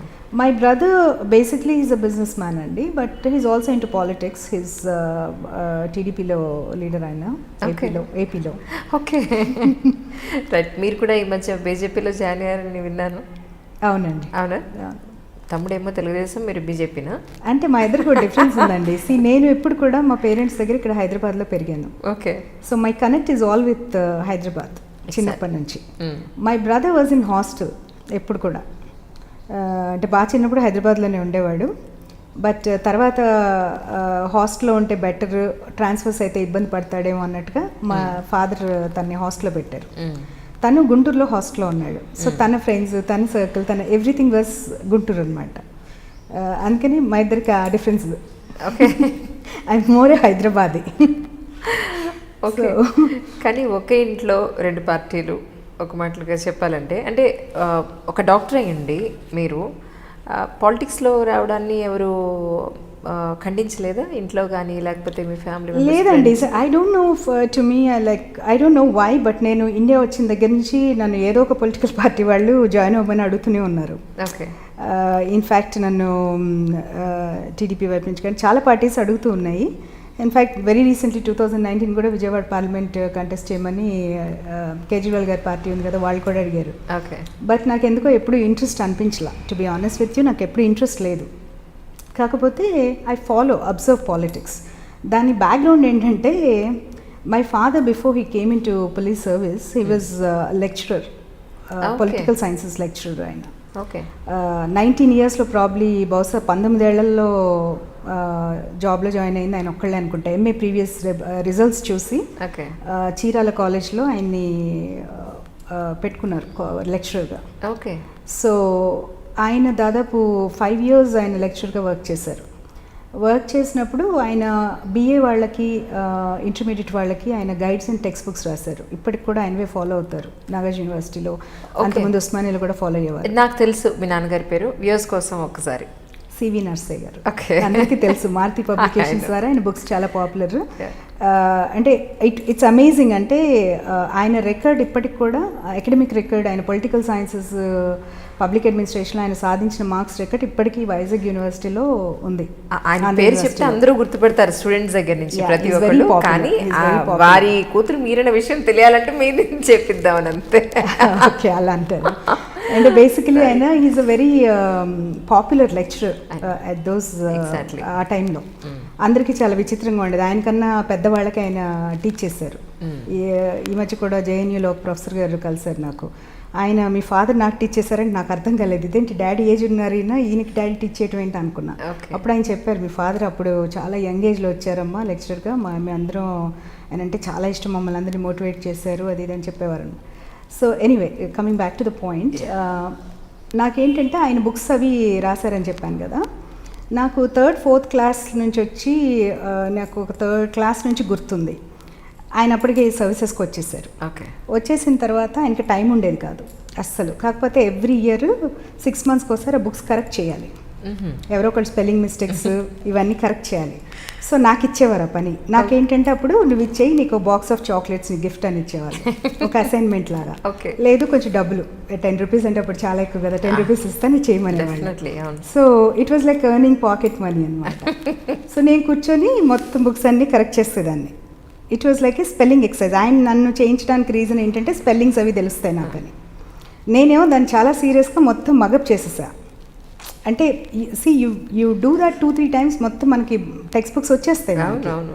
సో నాకు ఫ్రమ్ వెరీ యంగ్ ఏజ్ నాకు పబ్లిక్ అడ్మినిస్ట్రేషన్, పొలిటికల్ సైన్సెస్ అనేది కంప్లీట్గా జీర్ణం అనలేం, కానీ బాగా చదివేశాను అప్పట్లో. చదివేశాను. దాంతో నాన్నగారు చిన్నప్పటి నుంచి బుక్స్ చదవటం ఒకటి బాగా అలవాటు చేశారు నాకు.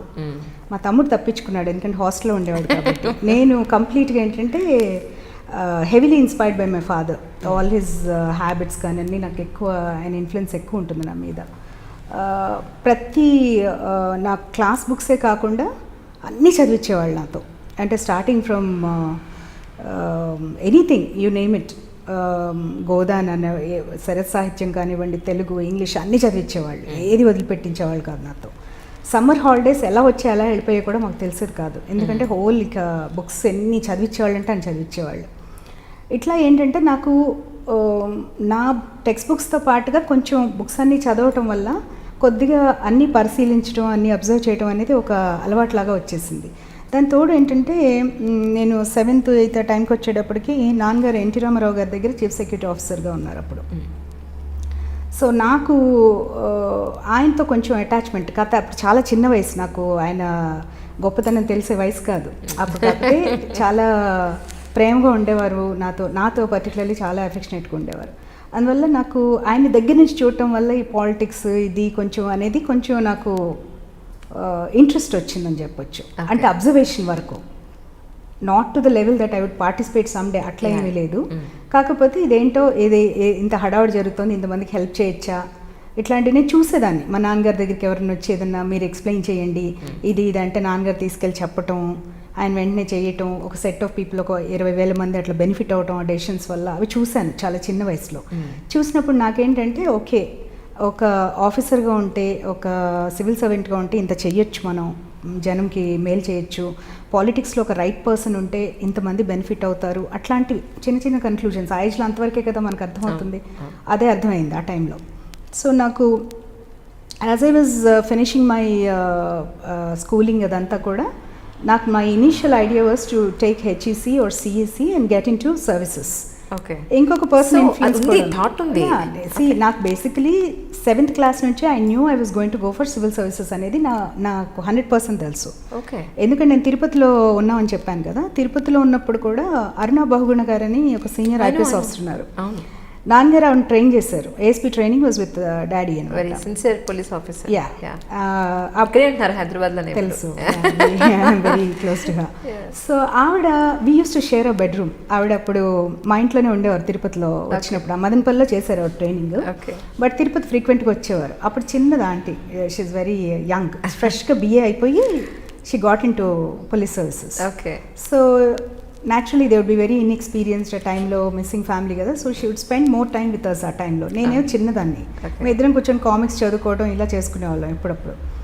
ఆ టైంలో ఏంటంటే she always use to tell me, you are very studious, చాలా బాగా చేస్తావు కదా నువ్వు, యూ ఎయిమ్ ఫర్ దీనికి ఏం చెయ్యి, సివిల్స్కి ఏం చెయ్యి, నువ్వు నాకన్నా ఇంకా తొందరగా వచ్చేస్తావు సర్వీస్లోకి, you will be the youngest person, అది ఇది అని చెప్పి చాలా మోటివేట్ చేసేవారు.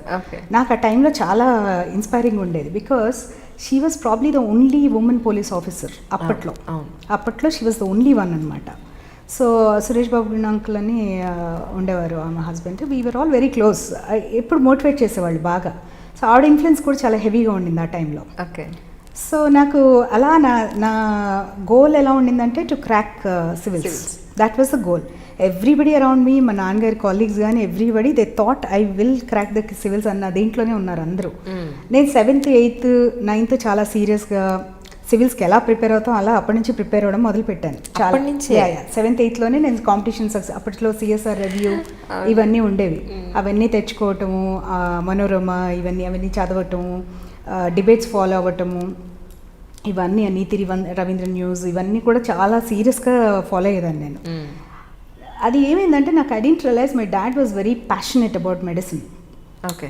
ఆయనకి చాలా ఇష్టం, ఆయన డాక్టర్ అవ్వాలనుకొని అవ్వలేదు ఆయన.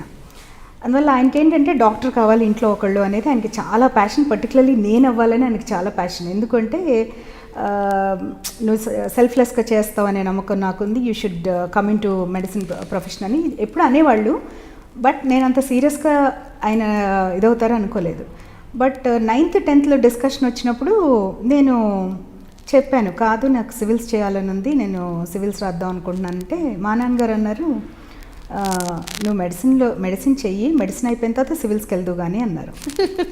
అని అంటే నేను ముందు లేదు కాదు, నేను I don't want get in to BiPC, I go in to HEC or CEC తీసుకుని ఇట్లా వెళ్తాను అలా ఇలా అనుకున్నాం. అండ్ తర్వాత నాకు అప్పుడు పెద్ద ఆయన ఇంటర్మరావు దగ్గర కూర్చోబెట్టి ఆయనకి డాక్టర్స్ చాలా ఇష్టం. సో ఆయన కూర్చోబెట్టి ఆయన కూడా use to take very keen interest in my education, ఎట్లా చేస్తున్నాను ఏంటి అనేది ఫాలో అయ్యేవాళ్ళు బాగా. నా మార్క్స్ ఎట్లా వస్తున్నాయి ఏంటి నన్ను పిలిచి కూర్చోబెట్టి అడుగుతూ ఉండేవాళ్ళు ఫ్రమ్ టైం టు టైం. ఆయన కూడా కూర్చోబెట్టి అమ్మ డాక్టర్స్కి మీకు ఆడపిల్లలకి డాక్టర్ ప్రొఫెషన్ చాలా బాగుంటుంది, పెద్దగా చేసింది కానీ ప్రాక్టీస్ చేయట్లేదు, నువ్వు I want you to do అని చెప్పి నన్ను ఇచ్చేసారు. నేను కాదని లేకపోయాను. ఇంకా అందరూ కూర్చొని చెప్తే ఎంట్లో ఇప్పట్లా కాదు కదండి అప్పుడు.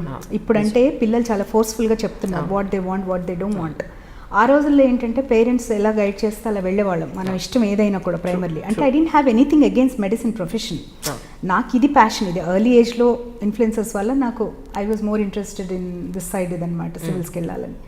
సరే నేను అనుకున్నాను వీళ్ళని దాంట్లో పాయింట్ ఉంది కదా, let me finish medicine and then I will go for civils అనుకున్నాను. ఓకే అనుకొని వెళ్ళాను అన్నమాట. కానీ నాకు ఎందుకో ఐ స్టార్టెడ్ మిస్సింగ్, ఇవన్నీ కూడా మిస్ అయిపోయి నేను అసలు మెడికల్ కాలేజ్లో చెన్నైలో జాయిన్ చేశారు, రామారావు గారే తీసుకెళ్ళి జాయిన్ చేశారు. జాయిన్ చేసినప్పుడు అక్కడ అందరికీ నా గ్రాండ్ డాటర్ చాలా బాగా చదువుతుంది. అక్కడ పెండ్యాల నాగేశ్వరరావు గారు అమ్మాయి మాకు అనాటమీ ప్రొఫెసర్ అనమాట, సుజాత కిరణ్ మేడం అని. వాళ్ళందరికీ చెప్పారు చాలా బాగా చదువుతుంది, మీరు అందరూ జాగ్రత్తగా చూడండి అని. నేనేమో ఒక 2 వీక్స్ బంక్ చేసి హాస్టల్ ఏడుస్తూ పడుకున్నా. నన్ను మెడిసిన్లో చేర్చారు అంటే ఇక్కడేం గట్టిగా మాట్లాడలేకపోయాను. బట్ అక్కడ అందుట్లో ఇంకోటి కూడా ఏంటంటే లాంగ్వేజ్ రాదు అక్కడ. నేనేమో చిన్నదాన్ని, నా ఏజ్ కన్నా ఒక 1 year చిన్న. నేను ఆ మెడికల్ కాలేజ్కి వెళ్ళినప్పుడు అక్కడ అందరూ బుల్లీ చేసేవాళ్ళు కొద్దిగా. నాకు లాంగ్వేజ్ రాదు, బెంగగా అలా ఉండేది బాగా. ఇక కూర్చొని ఏడవడం మొదలుపెట్టాను అనమాట, ఇదేంటి నన్ను ఇక్కడ పడేశారు అన్నట్టుగా. సో ఒక 1 week తర్వాత, ఒక 1-2 weeks తర్వాత ఏదో పని మీద వీళ్ళు వచ్చారు, చెన్నై ఏదో పని మీద వచ్చారు.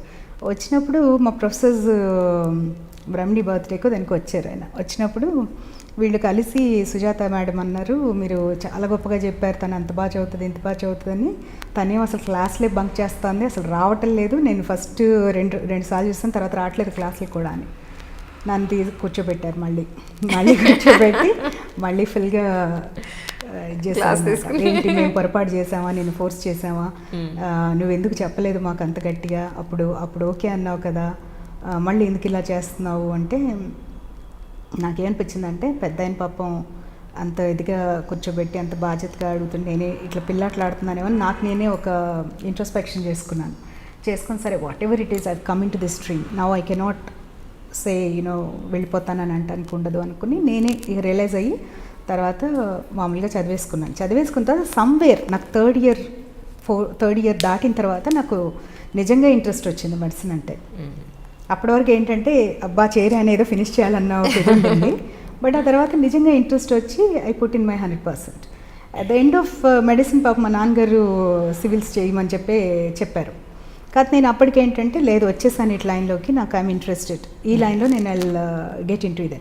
దాంతో అప్పుడు ఏమైందంటే నేను ఫైనల్ ఇయర్ వచ్చే టైంకి రామారావు గారికి స్ట్రోక్స్ రావడం మొదలుపెట్టానికి, అంటే చిన్న స్ట్రోక్స్ రావడం మొదలుపెట్టాయి, బ్రెయిన్ స్ట్రోక్స్. అప్పట్లో ఎవరు స్ట్రోక్ స్పెషలైజేషన్ ఇదేమీ లేదు. సో ఆయన ఎప్పుడు నేను కలవటానికి, నా హాలిడేస్కి వచ్చేదాన్ని కదా, ఎప్పుడు కలవడానికి వచ్చినా ఆయన ఎప్పుడు నన్ను చూసినా కూడా ఇదేంటమ్మా స్ట్రోక్ స్పెషలిస్ట్లు ఎవరు లేరు, అసలు ఎందుకు లేరు, ఇది ఇంత కామన్ కండిషన్ కదా, ఎందుకు లేరు, ఎవరెందుకు దీంట్లో ఇచ్చేయట్లేదు, మనకి ఇండియాలో లేదంట కదా ఇది అది అంటే, నేను సరే నేను ఎట్లాగో యూఎస్ వెళ్దామన్న ప్లాన్స్లో ఉన్నాను అనుకుని నేను అప్పటి నుంచే అలా ప్లాన్ చేసుకొని చేశాను అనమాట. ఫస్ట్ నాకు సమగ్రమైన అవగాహన కావాలి అన్నిటి మీద అని ముందు జనరల్ మెడిసిన్ చేసి తర్వాత న్యూరాలజీ చేశాను. నేను న్యూరాలజీ అండ్ సైకిల్ తర్వాత మళ్ళీ ఫెలోషిప్ చేశాను అనమాట. అట్లా. ఓకే ఇప్పటికి ఎన్నాళ్ళ నుంచి మీరు ఈ ఫీల్డ్లో ఉన్నారంటే ఏం చెప్తారు as a doctor? As doctor అంటే న్యూరాలజిస్ట్ కంటే చాలా ఏళ్ళు అయిందండి. అంటే US 6 years అన్నీ కౌంట్ చేసుకుంటే చాలా అవుతుంది. ఇండియాకి వచ్చి నేను almost this is my 9.5 years. That's it. Okay. అక్కడ పేషెంట్స్కి ఇక్కడ పేషెంట్స్కి మీరు ఏమైనా డిఫరెన్స్ చూసారా? ఏ ప్రాబ్లంతో వచ్చినా సరే అక్కడ అంటే డిఫరెన్స్ అంటే అండి, బేసికలీ మోస్ట్ పేషెంట్స్ 100 మంది పేషెంట్స్ని చూసామనుకోండి, most patients are very good. వాళ్ళు మనం చెప్పింది అర్థం చేసుకుంటారు, మనం ఎక్స్ప్లెయిన్ చేసేది వాళ్ళు అర్థం చేసుకుంటారు, వాళ్ళు క్వశ్చన్ సెన్సిబుల్గా అడుగుతారు, మనం ఫాలోఅప్ అవుట్లైన్ చేసింది కానీ ట్రీట్మెంట్ కానీ కాంప్లికేషన్స్ కానీ వాళ్ళకి అర్థమయ్యేలా చెప్తాము. అది it's a very beautiful relationship. Over the years ఏమవుతుందంటే మాకు కొంత ట్రావెల్ చేస్తారు కదా వాళ్ళు మాతో, they almost become like family. ఇప్పుడు మాకు చాలా క్లోజ్ పేషెంట్స్, ఇప్పుడు మాకు బాగా క్లోజ్ ఉండే వాళ్ళు చాలామంది మా పేషెంట్సే ఉంటారు. అంటే వాళ్ళు నాట్ జస్ట్ మెడికల్ ఇష్యూస్ అని కాదు, వాళ్ళు పర్సనల్ ఇష్యూస్ కూడా షేర్ చేసుకునేంత బాండ్ వచ్చేస్తుంది. It's a matter of trust అండి. డాక్టర్ పేషెంట్ మధ్య trust important. First of all trust important. Secondly how we explain, how we council the patient is important. కాకపోతే ఏంటంటే ఎక్కడో ఒక 100 మందిలో ఒకళ్ళు ఇద్దరు కొంచెం తేడా వాళ్ళు ఉంటారు ఎక్కడైనా. జస్ట్ లైక్ ఇప్పుడు సొసైటీలలో ఉంటుంది అలాగే ఉంటుంది కదా, కొంచెం తేడా వాళ్ళు ఉంటారు.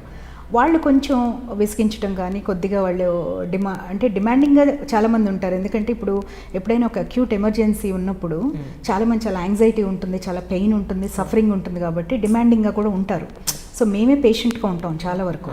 వాళ్ళు ఏదైనా ఇదిగా తర్వాత వాళ్ళే కొంతమంది వచ్చేసి వాళ్ళే సారీ మేడం ఆ రోజు మేము చాలా విసిగిచ్చేసాం మిమ్మల్ని అలా అంటారు. But that's expected. ఆ యాంగ్జైటీలో వాళ్ళు అలా బిహేవ్ చేస్తారు. బట్ కొంతమంది ఏంటంటే ప్యాథలాజికల్గా అబ్నార్మల్గా బిహేవ్ చేస్తారు. వాళ్ళ నేచర్ అట్లా ఉంటుంది.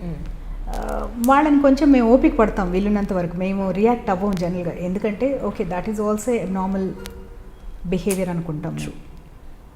మాకున్న దీంతో నేనేమనుకుంటా అంటే okay that's an abnormal psychological pattern అనుకుంటాను నేను. అంత అలా బిహేవ్ చేసేవాళ్ళు. అంతకు మించి మేము దానికి పెద్ద ఇంపార్టెన్స్ ఇవ్వమండి. డాక్టర్స్ ఎవరు ఇవ్వరు నాకు తెలిసి. మెచ్యూర్ డాక్టర్స్ ఎవరు కూడా ఒకళ్ళిద్దరు ఎవళ్ళని ఇబ్బంది పెట్టే పేషెంట్స్ ఉన్నా కూడా వాళ్ళని పెద్దగా తప్పుగా అనుకోవటం అట్లా ఏముండదు. వాళ్ళకి అవసరమైనప్పుడు కేర్ ఇస్తాం. మళ్ళీ వి జస్ట్. మీది లవ్ మ్యారేజ్ అండి? లేదండి. కాదా? నిజం చెప్పండి, మీరు చదువుకున్నప్పుడు మోస్ట్ బ్యూటిఫుల్ డాక్టర్ నేను చేసుకుంటానంటే నేను చేసుకుంటాను వెంటపడ్డ వాళ్ళు లేరు? నిజం చెప్పండి, అబద్ధం చెప్తున్నారు మీరు. ఖచ్చితంగా అబద్ధం చెప్తున్నారు, నో డౌట్. నాకు చాలామంది చెప్పారు యాక్చువల్లీ శ్రీదేవిలా ఉంటుంది అమ్మాయి అని చెప్పని, చాలా కంప్లెక్షన్ కానీ చాలా అందంగా ఉంటుంది అని చెప్పారు. నేను మీ గురించి అడిగిన ఒక యంగ్ ఏజ్లో అందరూ బాగానే ఉంటారండి. Everybody will look pretty, all young girls అందరూ బాగానే ఉంటారు. కాలేజ్లో సహజంగా కాలేజ్లో ఉంటుంది కదండి, కలిసి చదువుకుంటున్నప్పుడు కోఎడ్ కాలేజెస్లో కానివ్వండి ఎక్కడైనా కానీ ఉంటుంది. ప్రపోజల్స్ అలాంటివి చాలా వచ్చాయి కానీ but I was very keen and firm that I would go by my father's choice. So నేను చాలామందికి అదే చెప్పాను అప్రోచ్ అయిన వాళ్ళకి. But dignified proposals, all of them very డిగ్నిఫైడ్గానే అడిగేవారు ఎవరు కూడా.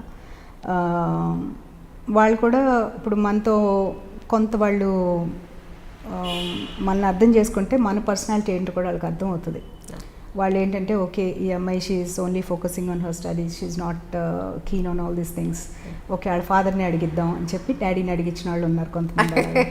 అలా అడిగించి మళ్ళీ నాన్నగారు వద్దనుకున్న అట్లా డ్రాప్ అయిపోవటం అనమాట అట్లా. అంతేకాని బట్ నేను ఎప్పుడు పెద్ద వాటిని సీరియస్గా తీసుకుంది కూడా లేదు. ఓకే, నాన్నగారు ఏమంటున్నారు ఇప్పుడు? మొత్తాన్ని సివిల్ సర్వెంట్ అవ్వలేదు, డాక్టర్ అయ్యారు ఫైనలీ. మీ నాన్నగారు? మా నాన్నగారు is very happy and proud అండి. ఆయనకి ఎప్పుడు కూడా ఏంటంటే డాక్టర్ మేము ఏంటనేది కదా, ఆయనకి అది ఇష్టం అనమాట డాక్టర్గా చెయ్యాలి అని. అది ఎప్పుడు కూడా నాకు ఒక చాయిస్ అయితే ఇచ్చారు, నువ్వు చేయాలనుకున్న రోజు చేయమ్మా, నీకు ఎప్పుడైనా నీకు anything else you want to do you do, we all get one life, so what ever you want to do, ఇంకేమైనా నీకు ఆలోచనలు కూడా చెయ్యి. సో అందుకని ఇప్పుడు నేను చెప్పాను కదా, నాకు మొదటి నుంచి కూడా డిఫరెంట్ ప్యాషన్స్ ఉండేవి. అంటే I use to read books a lot. So నాకు అట్లాగే ఆర్ట్స్ అంటే ఇష్టం, ఎవ్రీథింగ్. తెలుగు సాహిత్యం అంటే ఇష్టం, అన్నీ యూ నేమ్ ఇట్ అన్నింటిలో ఉంటుంది నాకు. అంటే ఇంట్రెస్ట్ అన్నింటిలో ఉంటుంది. సో అందువల్ల నేను I use to spend my time very అంటే అన్నిటి మీద కూడా స్పెండ్ చేసేదాన్ని. ఆయనకు తెలుసు నాకు ఆ ఇంట్రెస్ట్లు అన్నీ ఉంటాయని. సో అందుకని ఎప్పుడు చెప్పేవాళ్ళు, నీకు ఏదన్నా చేయాలనుకుంటే నువ్వు చెయ్యి, నువ్వు వాళ్ళు ఏదన్నా అనుకుంటారు వీళ్ళు ఇట్లా ఏం చేయొద్దు, whatever comes to your mind, if it is something that gives you absolute bliss and pleasure, do it అంటారు మా నాన్నగారు. That part my parents are very open and clear. Even my husband actually, ఎందుకంటే పెళ్ళైన తర్వాత husband ఎక్కువ ఉంటుంది, వాళ్ళొద్దు అంటే మనం చేయగలిగేదేం లేదు. But he gives me absolute 150% he'll back me up on anything. ఇప్పుడు చాలామంది ఇప్పుడు మనం ఇంత బిజీ ప్రాక్టీస్లో నీకు ఈ పుస్తకాలు చదవడం ఎందుకు ఇలా అని ఎప్పుడు డిస్కరేజ్ చేయరు. నేను లేట్ నైట్ చదువుకుంటున్నా కూడా ఓకే చదువుకుంటున్నావు అని నన్ను వదిలేస్తారు కాసేపు. అంటే ఎవరు అట్లా ఏ విధంగానూ నన్ను ఎప్పుడూ ఆపరు. అట్లా I been lucky that way. Everybody has been very supportive. Okay okay. ఇప్పుడు మీకు ఎంతమంది అంటే పిల్లలు? ఒక బాబు. బాబు ఏం చేస్తున్నాడు? ఇప్పుడు అండర్ గ్రాడ్ జాయిన్ అయ్యాడు తను యూఎస్లో. ఓకే. ఇంజనీరింగ్ జాయిన్ అయ్యాడు. ఓహో, ఇప్పుడు ఇంజనీరింగ్ వస్తున్నాడు అనమాట మీ ఇంట్లో నుంచి ఇప్పుడు. అంటే రాజకీయాల్లోకి ఎస్పెషల్లీ బీజేపీలోకి జాయిన్ అవ్వడానికి గల ముఖ్య కారణం అంటే ఏం చెప్తారు? అంటే మల్టిపుల్ రీజన్స్ ఉన్నాయండి. ఒకటి ఏంటంటే నాకు నేషనల్ పార్టీస్ ఇష్టం రీజనల్ పార్టీస్ కన్నా కూడా. ఎందుకంటే నేషనల్ పార్టీస్ అనేది ఒక వాళ్ళ ఎజెండా డిఫరెంట్గా ఉంటుంది, నేషనలిస్ట్ ఎజెండా ఉంటుంది. అంటే ఒక బీజేపీ మాత్రమే ఎందుకంటే ఫస్ట్ ఆఫ్ ఆల్ మోడీ గారి పట్ల ఉండే నమ్మకం కానివ్వండి, ఆయన వ్యక్తిగత చరిస్మా. చాలామందికి ఇప్పుడు BJP lot of people are coming in to BJP because of Modi గారు. అండ్ మోడీ గారితో పాటుగా అమిత్ షా గారి రాజకీయ చతురతనండి. ఇప్పుడు ఎందుకంటే ఒక పొలిటికల్ పార్టీకి అల్టిమేట్గా ఏంటి అంటే they also have to come to power to do something good for the people. ఆ పవర్ లోకి తీసుకురావడానికి ఆ పొలిటికల్ పార్టీ యొక్క నాయకుడు ఎవరైతే ఉంటారో, ప్రెసిడెంట్ ఎవరైతే ఉంటారో, వాళ్ళు తీసుకునే వ్యూహాలు, వాళ్ళ కార్యాచరణ ఎలా ఉంటుందనే దాన్ని బట్టే పార్టీ ఎక్కడికి వెళ్తుంది అనేది వస్తుంది. ఒకటి ఏంటంటే లీడర్స్లో క్రౌడ్ పుల్లర్స్ ఉండాలి, ప్లానర్స్ ఉండాలి, ఎగ్జిక్యూట్ చేసే వాళ్ళు కూడా ఉండాలి కదండి. సో వీళ్ళిద్దరు ఏంటంటే కృష్ణార్జున్ లాగా ఇప్పుడు దాన్ని Bharatiya Janata party age Congress party అంత ఏజ్ కాదు. ఇట్స్ ఓన్లీ 80s పుట్టిన పార్టీయే కదా. జనసంఘ్ దగ్గర నుంచి మళ్ళీ జనతా పార్టీ మళ్ళీ ఇట్లా ఇదైంది కదా. సో బట్ ఇక్కడికి వచ్చిన తర్వాత కూడా వాళ్ళు ఇద్దరు కలిసి చాలా కలిసికట్టుగా పార్టీని బాగా బిల్డ్ చేసి ఇవాళ అది ప్రపంచంలోనే నెంబర్ 1 పార్టీ మెంబర్షిప్ వైజ్గా నెంబర్ 1 పార్టీగా ఎస్టాబ్లిష్ చేశారు. అట్లాగే the way they got the mandate ఇప్పుడు 2014లో కానివ్వండి, 19లో కానివ్వండి, మ్యాండేట్ చాలా అబ్సల్యూట్గా ఇచ్చింది. ఎలక్టరేట్, ఇండియన్ ఎలక్టరేట్ చాలా అబ్సల్యూట్ మెజారిటీతో వచ్చారు వాళ్ళు ఎన్డీఏ సీట్స్ కానీ. అది ఒకటి రీజన్. ఎప్పుడైనా ఏంటంటే అండి ఇప్పుడు ఫ్రాక్చర్డ్ వర్డిక్ట్స్ ఇచ్చారనుకోండి ప్రజలు, ఇప్పుడు కోalitions ఎక్కువ వచ్చి అలా ఉన్నప్పుడు ఏమవుతుందంటే అభివృద్ధి డెఫినెట్గా కుంటుపడుతుంది, అట్లాగే అవినీతి పెరుగుతుంది. ఇప్పుడు మీకు యూపీఏ కాలంలో చూడండి, యూపీఏ 1 కానివ్వండి, యూపీఏ 2 కానివ్వండి, ఎప్పుడైనా కూడా మీకు అప్పుడు జరిగిన స్కామ్స్ ఎప్పుడు జరగలేదు. ఇప్పుడు మోడీ గారి ఫస్ట్ టర్మ్లో కానివ్వండి, ఇప్పుడు స్టార్ట్ అయిన తర్వాత కానీ ఎలాంటి అవినీతి కానీ ఏది కనిపించట్లేదు మనకి. నీట్గా జరుగుతుంది పరిపాలన.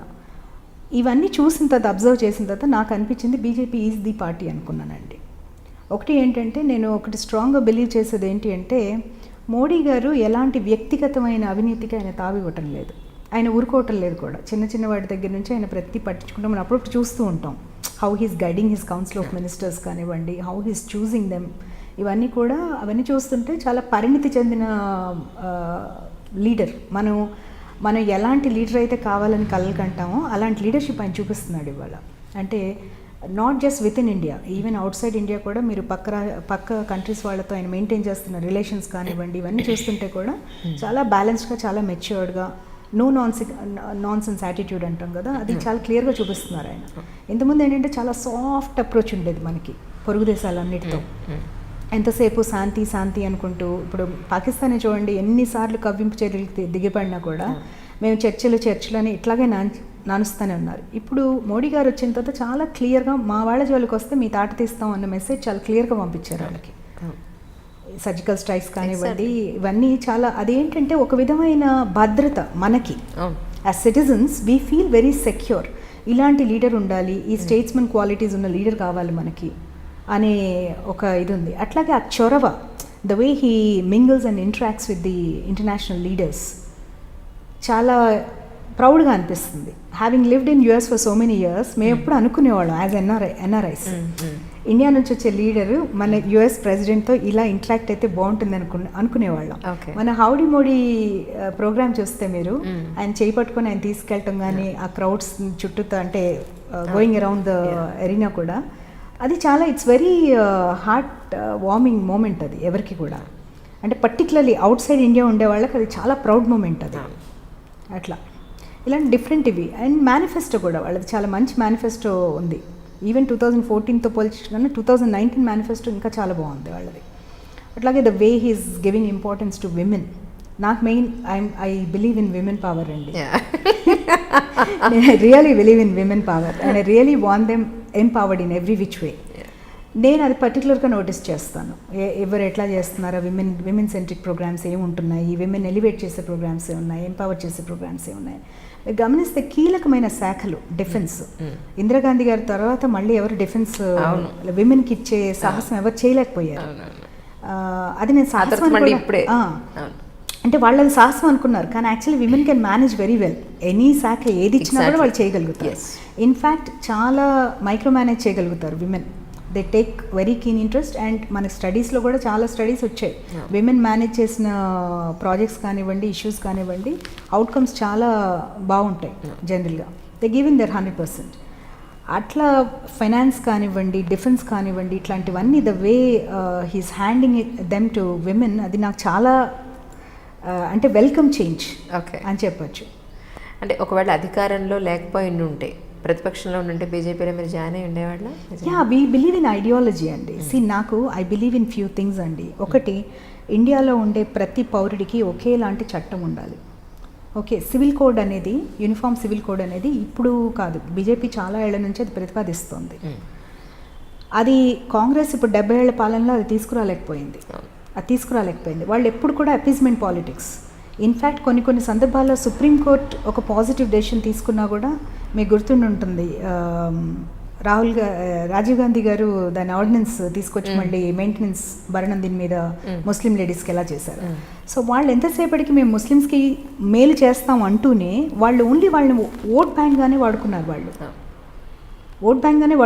వాళ్ళు ఎప్పుడు కూడా ముస్లిం విమెన్ పరిస్థితి ఏంటి, అక్కడ వెల్ఫేర్ ప్రోగ్రామ్స్ ఎలా జరుగుతున్నాయి, వాళ్ళను గెటో కల్చర్లోంచి మామూలు మెయిన్ స్ట్రీమ్ ఇండియన్ సొసైటీలోకి ఎట్లా తీసుకురావాలనే దాని మీద వాళ్ళు ఎక్కడ వాళ్ళ దృష్టి పెట్టలేదని నేను అనుకుంటాను.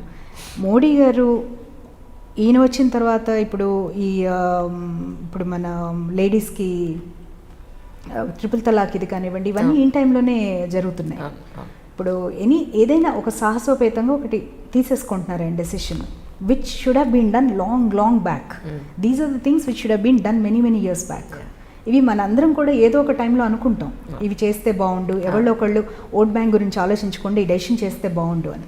ఆ చేసినప్పుడు ఆ పర్సన్ని బ్యాక్ చేయాలని నేను అనుకుంటాను. వాళ్ళు ప్రతిపక్షంలో ఉండి ప్రపోజ్ చేసినా నేను దాన్ని సపోర్ట్ చేస్తాను. అట్లాగే సబ్కా సాత్ సబ్కా వికాస్, అదొకటి ఆల్ ఇంక్లూజివ్, అందరిని ఇంక్లూడ్ చేసుకుంటా, అన్ని స్టేట్ పీపుల్ని ఇంక్లూడ్ చేస్తూ, అన్ని కమ్యూనిటీస్ ఇంక్లూడ్ చేసుకుంటూ చేయటం ఒకటి. ప్లస్ ఇంకొకటి, మోడీ గారి ఇదని కాదు, జనరల్గా బీజేపీలో వాళ్ళు పెద్ద వారసత్వాన్ని ప్రమోట్ చేయరండి. జవసత్వాలు ఉంటేనే వాళ్ళని ప్రమోట్ చేస్తారు. వీళ్ళల్లో బాగుంది వాళ్ళు బేసికలీ ఏంటంటే, ఇప్పుడు మీలో సమర్థత ఉంది, మీరు చేయగలరు అనుకుంటే మిమ్మల్ని చేసుకుంటారు. అంతేగాని మీరు ఫలానా వాళ్ళ పిల్లలో, లేకపోతే ఫలానా వాళ్ళ కూతురో కొడుకో, లేకపోతే కోడలో అలా చేయరు. They don't go by that. సమర్థత ఒకవేళ కనుక జవసత్వాలు ఉన్నాయి అనుకుంటే ఒక వారసుడిని కూడా తీసుకొస్తారు, అప్పుడు తప్పేం లేదు. ఇప్పుడు ఎప్పుడైనా కూడా చూడండి, ఒక వారసుడిని ఒక పార్టీ కనుక ప్రమోట్ చేసి ముందుకు నెట్టారనుకోండి, వాళ్ళల్లో సమర్థత లేకపోతే ప్రజలే రిజెక్ట్ చేస్తారు.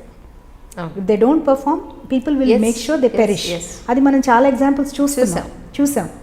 మనమే అనుకుంటాం వీళ్ళలో ఏం లేదు, వీళ్ళు ఎందుకు వచ్చారు, ఎందుకు ఉన్నారు పాలిటిక్స్లో అన్నట్టుగా. సో బట్ సమర్థత ఉన్నప్పుడు వాళ్ళు just because they somebody's daughter or son doesn't mean that they should not come into politics. వాళ్ళకి సమర్థత ఉన్నప్పుడు వాళ్ళు రావచ్చు, they can prove themselves. And జనక్షేత్రంలో నిలబడవచ్చు, వాళ్ళు జనం ట్రస్ట్ కనుక ఉంటే వాళ్ళు గెలుస్తారు, వాళ్ళు they will represent the people. అట్లా ఉండాలి ఎక్కడైనా కూడా.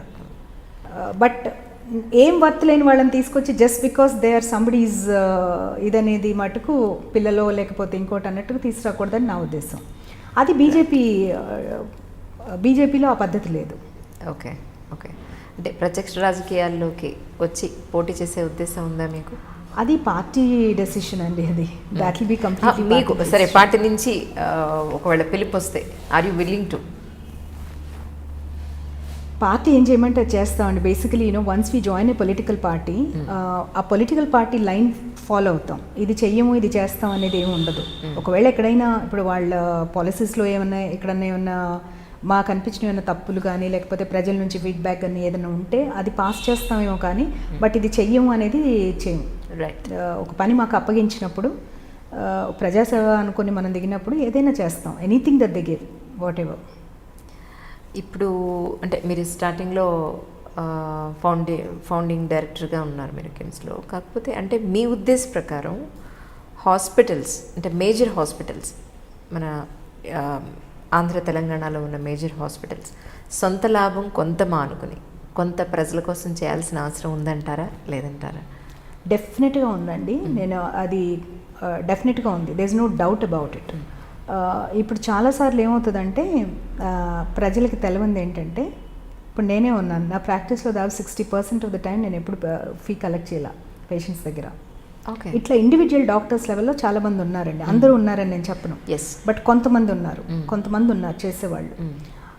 ఇప్పుడు మినిమలిస్టిక్ టెస్టింగ్ అంటాం, అంటే కొంత రిస్క్ మా పైన వేసుకొని కూడా కొన్ని వీలున్నంత టెస్టులు తగ్గించేసి రాయటం వాళ్ళకి, ఆ టెస్ట్లో కొంచెం కన్సెషన్ ఇవ్వటం, మా ఫీ రైట్ ఆఫ్ చేయటము, ఒకవేళ బిల్ ఎక్కువైతే ఇప్పుడు మా హాస్పిటల్ అడ్మినిస్ట్రేషన్ వాళ్ళ దగ్గరికి వెళ్ళి తగ్గించమని అడగటం, ఇలాంటివన్నీ చేస్తామండి. ఇవన్నీ ప్రజల దృష్టికి రావు అసలు, ఇది ఇండివిజువల్ లెవెల్లో జరిగిపోయే విషయాలు ఇవి, ప్రజల దృష్టికి అసలు రావు ఇవి. ఆ ఫేవర్ పొందిన పేషెంట్కి మాత్రమే తెలుస్తుంది మేము ఏం చేసామనేది, ఆ ఫేవర్ పొందిన పేషెంట్కి మాత్రమే తెలుస్తుంది. గవర్నమెంట్ చేసే ఉంటాయి చూసారు ఇప్పుడు ఆరోగ్యశ్రీవి, వాటి ఇంపాక్ట్ చాలా ఎక్కువగా ఉంటుంది. ఆరోగ్యశ్రీ ద్వారా నేను ప్రత్యక్షంగా చూశాను, ఎంతోమంది బెనిఫిట్ అయ్యారు దానివల్ల. అంటే కళలో కూడా ఊహించలేని ఖరీదైన ట్రీట్మెంట్స్ చేయించుకున్నారు ఆరోగ్యశ్రీ వల్ల. అవును అవును. అంటే ఇప్పుడు వ్యవసాయ కూలీలు ఉంటారు, లేకపోతే ఇప్పుడు అనార్గనైజ్ సెక్టర్స్లో లేబర్ ఉంటారు, ఈ వైట్ కార్డ్ ఇవి ఉన్న వాళ్ళకి పెద్ద పెద్ద జబ్బులు వచ్చినప్పుడు వాళ్ళు మామూలుగా ఆ ట్రీట్మెంట్స్ చేయించుకోలేరు, ఇట్స్ ఇంపాసిబుల్ అవి. ఇప్పుడు ఎవరైనా జాలిపడి చేయించినా ఒకళ్ళిద్దరికి చేయించగలరు, కానీ యూ కెనాట్ ఇన్ని లక్షల మందికి బెనిఫిట్ అయ్యే స్కీమ్ అది ఆరోగ్యశ్రీ. బట్ అన్ఫార్చునేట్లీ ఏమవుతుందంటే ఆరోగ్యశ్రీ పేమెంట్స్ అనేవి సరిగ్గా జరగటం లేదు మనకు తెలంగాణలో. దానివల్ల ఏమవుతుందంటే కార్పొరేట్ హాస్పిటల్స్కి అది పెద్ద బర్డెన్ అయిపోతుంది. ఎందుకంటే ఆల్రెడీ వాళ్ళు చేసిన ఆరోగ్యశ్రీ సర్వీసెస్ ఇవి పే చేయకపోవటం మూలాన ఆ బిల్స్ అన్నీ పెండింగ్ పడిపోయి ఇప్పుడు యాక్టివ్గా వాళ్ళు ఆరోగ్యశ్రీ తీసుకోవడానికి వాళ్ళకి ఇబ్బంది అవుతుంది. అండ్ దాంట్లో కోట్ చేసిన ప్రైసెస్ అవి కూడా చాలా లోగా ఉందనేది మోస్ట్ ఆఫ్ ద హాస్పిటల్స్ ఇది కూడా క్లెయిమ్ కూడా. సో వాటిని కొంచెం కాంపిటేటివ్గా వాటిని సవరించి వాటిని టైం టు టైం పే చేస్తూ ఆ సర్వీస్ కనుక కంటిన్యూ చేయగలిగితే చాలా మంచి బెనిఫిట్ జరుగుతుందండి. CGHS ఇప్పుడు సెంట్రల్ గవర్నమెంట్ ఎంప్లాయీస్కి అట్లాగే వస్తుంది, ఇప్పుడు ఆరోగ్య భద్రత ఉంది గవర్నమెంట్ ఎంప్లాయీస్కి. ఇవన్నీ కూడా ఏంటంటే గవర్నమెంట్ ఆ funds from time to time హాస్పిటల్స్కి పంపించేస్తుంటే hospitals will not going to loss అండి. లేకపోతే ఏమవుతుందంటే after all at the end of the day those are businesses. ఇప్పుడు వాళ్ళ కరెంట్ బిల్స్ కానివ్వండి, వాళ్ళకి అన్నీ they have to pay taxes, everything ఉంటాయి కదా, వాళ్ళ ఖర్చులు వాళ్ళకు ఉంటాయి. అండ్ హ్యూజ్ ఇప్పుడు నర్సెస్కి కానివ్వండి, స్టాఫ్కి కానివ్వండి, డాక్టర్స్ కానీ వాళ్ళు they have to pay salaries and మెయింటెనెన్స్లు ఇవన్నీ ఉంటాయండి స్టాఫింగ్కి దానికి. సో నేను అదే అంటోంది, ఒక business they can cut down on the profit but they can not work as zero profit units also. Exactly. లాస్లో నడవలేరు. అందువల్ల so there should be some balance అనమాట. కరెక్ట్. నేనేమనుకుంటానంటే ఇప్పుడు 100 బెడ్స్లో ఒక 25 to 20 బెడ్స్ ఫ్రీ పెట్టండి అట్లా అడగొచ్చు. లేదు ఇన్ని స్కాన్స్ చేస్తున్నప్పుడు రోజుకి ఒక 2 స్కాన్స్ ఫ్రీ చేయండి ఇట్లా పెట్టచ్చు. అట్లాంటివి ఒక even at hospital levels also వాళ్ళు డిసైడ్ చేసుకోవచ్చు అట్లాంటివి. అది. సో మీది భాష ఏం మారలేదండి చాలా సంవత్సరాలు యూఎస్లో ఉన్నా కూడా. చాలా స్వచ్ఛమైన అచ్చమైన తెలుగు చక్కగా మాట్లాడుతున్నారు. అంటే ఎక్కువ బుక్స్ చదివే అలవాటు వల్ల ఏమనుకుంటానండి. ఓకే.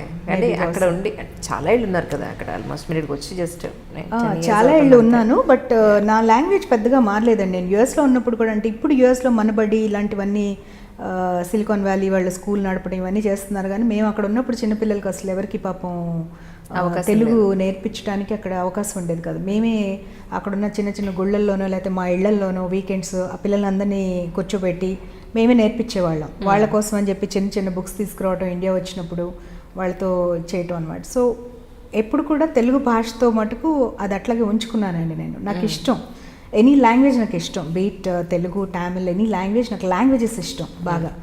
సో కాంటాక్ట్ అయితే అది ఎప్పుడు ఉంటుంది ఏ లాంగ్వేజ్తో అయినా. యూజువల్గా నేను భాష మార్చుకోవడాన్ని ఇష్టపడను. అంటే ఆ స్లాంగ్ అంటే if I'm talking to American it be an American slang naturally. కాకపోతే మన వాళ్ళతో మాట్లాడేటప్పుడు మటుకు అది ఎక్కడ రానివ్వను. కాన్షియస్గా నేను I also take care not to do that. Okay, that's nice అండి. యాక్చువల్లీ నేను అనుకున్నాను మీ యాక్సెంట్ ఏదైనా మార్పు ఉంటుందేమో అని, but really surprised for me.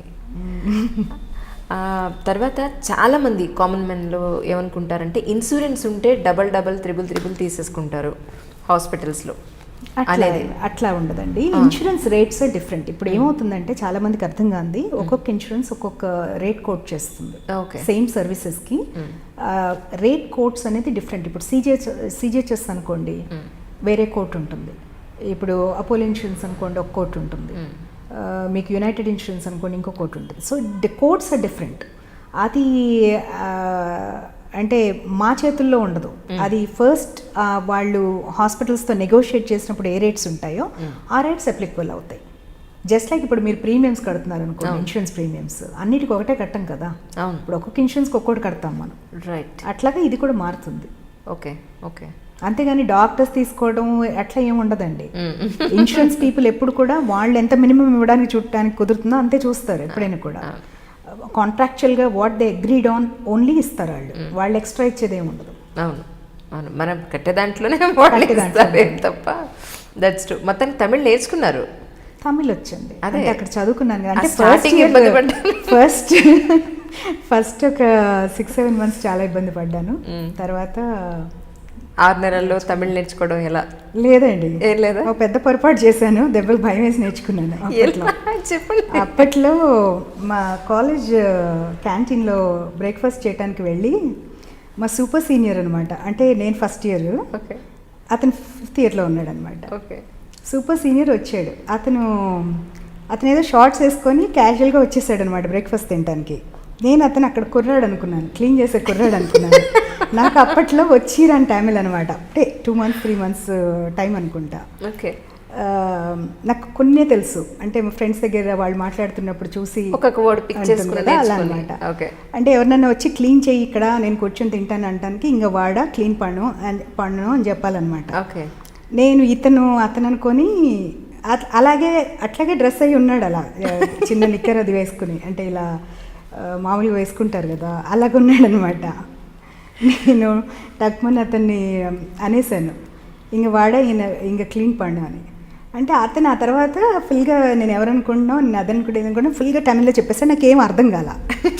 నేను అనుకుంటున్నాను అతను ఏదో ఎక్స్క్యూజ్ నేను ఇప్పుడు చేయని తర్వాత చేయమంటున్నాడు అనుకున్నాను, మళ్ళీ చెప్పాను అదే మాట. సో అక్కడితో పెద్ద గొడవ వచ్చేసి అది పెద్ద గొడవ అయిపోయి మాకు సీనియర్స్కి జూనియర్స్కి ఫైట్ అనమాట. అది పెద్ద ఇష్యూ అయిపోయింది. అప్పుడు పెద్ద ఇష్యూ అయిపోయి వాళ్ళు కొట్టడానికి వచ్చేసి మా బాయ్స్ ఏంటి పాపం ఈ అమ్మాయి తమిళ్ రాదు అని నన్ను ప్రొటెక్ట్ చేయడానికి వీళ్ళందరూ ఇదనమాట.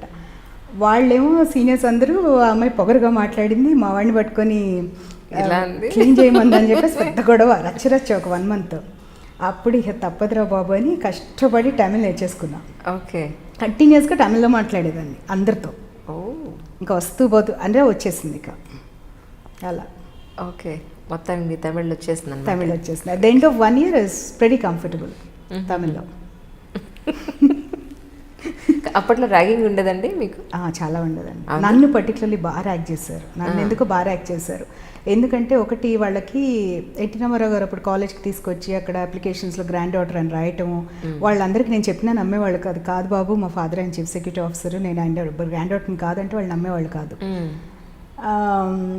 ఆయన అందుట్లో అప్పట్లో 2 సార్లు కాలేజ్కి వచ్చారు నేను జాయిన్ అయిన కొత్తలో.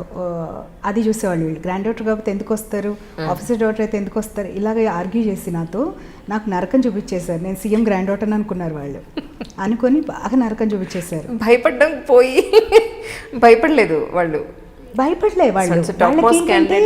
వాళ్ళకి that was more like ego trip for them. Okay, ఏదో ఒక సీఎం గ్రాండ్ డాటర్ని చేస్తున్నాం అన్న ఫీలింగ్తో చేశారు చాలామంది. ఓకే. కొంతమంది ఏమో మీరు ఇందాక అన్నారు చూసారా ఈ ఇష్టపడే బ్యాచ్ ఉంటుందని, వాళ్ళు లేడీస్ హాస్టల్కి వెళ్ళిపోతే మళ్ళీ బయటికి రామని చెప్పి అక్కడ నిలబెట్టేసి గంటలు చేసేవాళ్ళు. అది ఒక బ్యాచ్ ఉండేవాళ్ళు అలాంటి వాళ్ళు. ఇలాగ మాకేంటంటే సాయంత్రం 4:30 నుంచి 8:30 వరకు నిలబెట్టేవాళ్ళు బయట. అమ్మా, 4 గంటలు 4 గంటలు నిలబెట్టేవాళ్ళు రోజు. ఇట్లా ఒక 3-4 నెలలు చేశారనమాట. చేసిన తర్వాత ఇది భరించలేక అప్పట్లో మాకు కాలేజ్లోనే ఫస్ట్ టైం నేనున్నప్పుడే లోపల పోలీస్ స్టేషన్ పెట్టారు. ఈ గోల భరించలే ఏంటి అప్పట్లోనే పెట్టారు అప్పుడు. ఎందుకంటే అమ్మాయిలందరినీ ఇలా పెట్టేసి నిలబెట్టేసి 4:30 నుంచి 8 ఫ్రెండ్లీ ర్యాగింగే, మళ్ళీ ఏది మనం హర్ట్ అయ్యేది ఉండదు, మనం ఎంబారస్ అయ్యేది ఉంటుంది. చాలా సింపుల్. ఇప్పుడు ఎవరైనా వెళ్తున్నారు అనుకోండి, అతను పిలిచేసి రింగ్ ఇస్తాం, ప్రపోజ్ చేయమనేవాళ్ళు. మాకు అసలు ఇలాంటి తిక్కల పనులు అనమాట. మనకి ఏమనాలో అర్థం కాదు. ఏమనంటే ఇంకాస్త ఎక్కువ ప్రొలాంగ్ చేస్తారు. అందుకని కామ్గా ఉంటాం అనమాట. సరే నువ్వు ఇచ్చేయవు కదా అని చెప్పి వాళ్ళు కూల్ డ్రింక్స్ తాగుతా, కరెక్ట్గా మెస్కి ఎదురుగానే జరిగేది ఇదంతా. కూల్ డ్రింక్స్ తాగుతా అంటారు కదా, ఒక బాటిల్ పగలు కొట్టేవాళ్ళు. నువ్వు హేమన్లో ఉన్నా దాని మీద డాన్స్ చేయమనేవాళ్ళు. ఇలా ఉండేవన్నీ తిక్కల ర్యాగింగ్స్ అనమాట. అవన్నీ ఏవి అంటే మనం యువతలు తిరిగి చూస్తే నవ్వుకుంటాం. ఇప్పుడు అందరం కలిసినప్పుడు నువ్వు ఆ రోజు అలా చేయి, మా సీనియర్స్ వాళ్ళని కనిపిస్తా అంటాను నేను, ఆ రోజు అలా చేసావు కదా నువ్వు నన్ను, అది ఇది అని చెప్పి. బట్ వాళ్ళే తర్వాత మనకి బెస్ట్ ఫ్రెండ్స్ అవుతారు. They become very good friends and they become hour mentors also. అట్లా బాగా ఒక 6 నెలలు బాగా ఏడిపించారు. ఇప్పుడు ఏమనుకుంటున్నారు? రాజకీయాల్లో జాయిన్ అయ్యారు, ఇంకొకటి యాజ్ అ డాక్టర్గా. సో ఎటువైపు ఎక్కువ మొగ్గు చూపుతారని అనుకోవచ్చు మేము? చూడాలండి. అది యాక్చువల్గా పైన ఎటు అంటే మనకి ఒకటి ఏంటంటే 2 ఫుల్ టైమ్ ప్రొఫెషన్స్ అవి. రాజకీయం అనేది పార్ట్ టైం అనేది నేను నమ్మను. ఫస్ట్ ఆఫ్ ఆల్ నేను అందుకే 2014 నుంచి నాకు అవకాశం ఉన్నా కూడా నేను జాయిన్ అవ్వలేదు. ఎందుకంటే ఆ ఢిల్లీ డాలింగ్ ఉండింది నాకు మైండ్లో. ఇది కంప్లీట్గా అంటే చాలా డెడికేషన్తో చేయాల్సిన వ్యవహారం. పబ్లిక్ రిలేషన్స్, పబ్లిక్తో కూడిన ఇది 2 కూడా 24/7 జాబ్స్. ఇట్స్ నాట్ లైక్ నేను 4 గంటలే మీ పనులు చూస్తాను, 4 గంటలు అట్లా చెప్పడానికి కూడా అవకాశం ఉండదు. నేను అందుకే I weighted until my son finishes his 12th and so that I can కొంచెం ఫ్యామిలీ బాధ్యతలు కొద్దిగా రిలేటివ్గా రిలీఫ్ ఉంటుంది అన్నట్టుగా అనుకున్నాను నేను.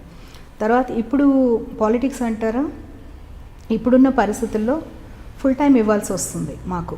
ఎందుకంటే బీజేపీలో they expect full time basically. So దాన్ని బట్టి నేను accordingly I have to plan. కొంత నేను టైమ్ ఆఫ్ అయితే తీసుకున్నాను because I wanted to travel and కొన్ని ఇవి ఉన్నాయి నాకు, వ్యక్తిగతమైన ఇవి ఉన్నాయి.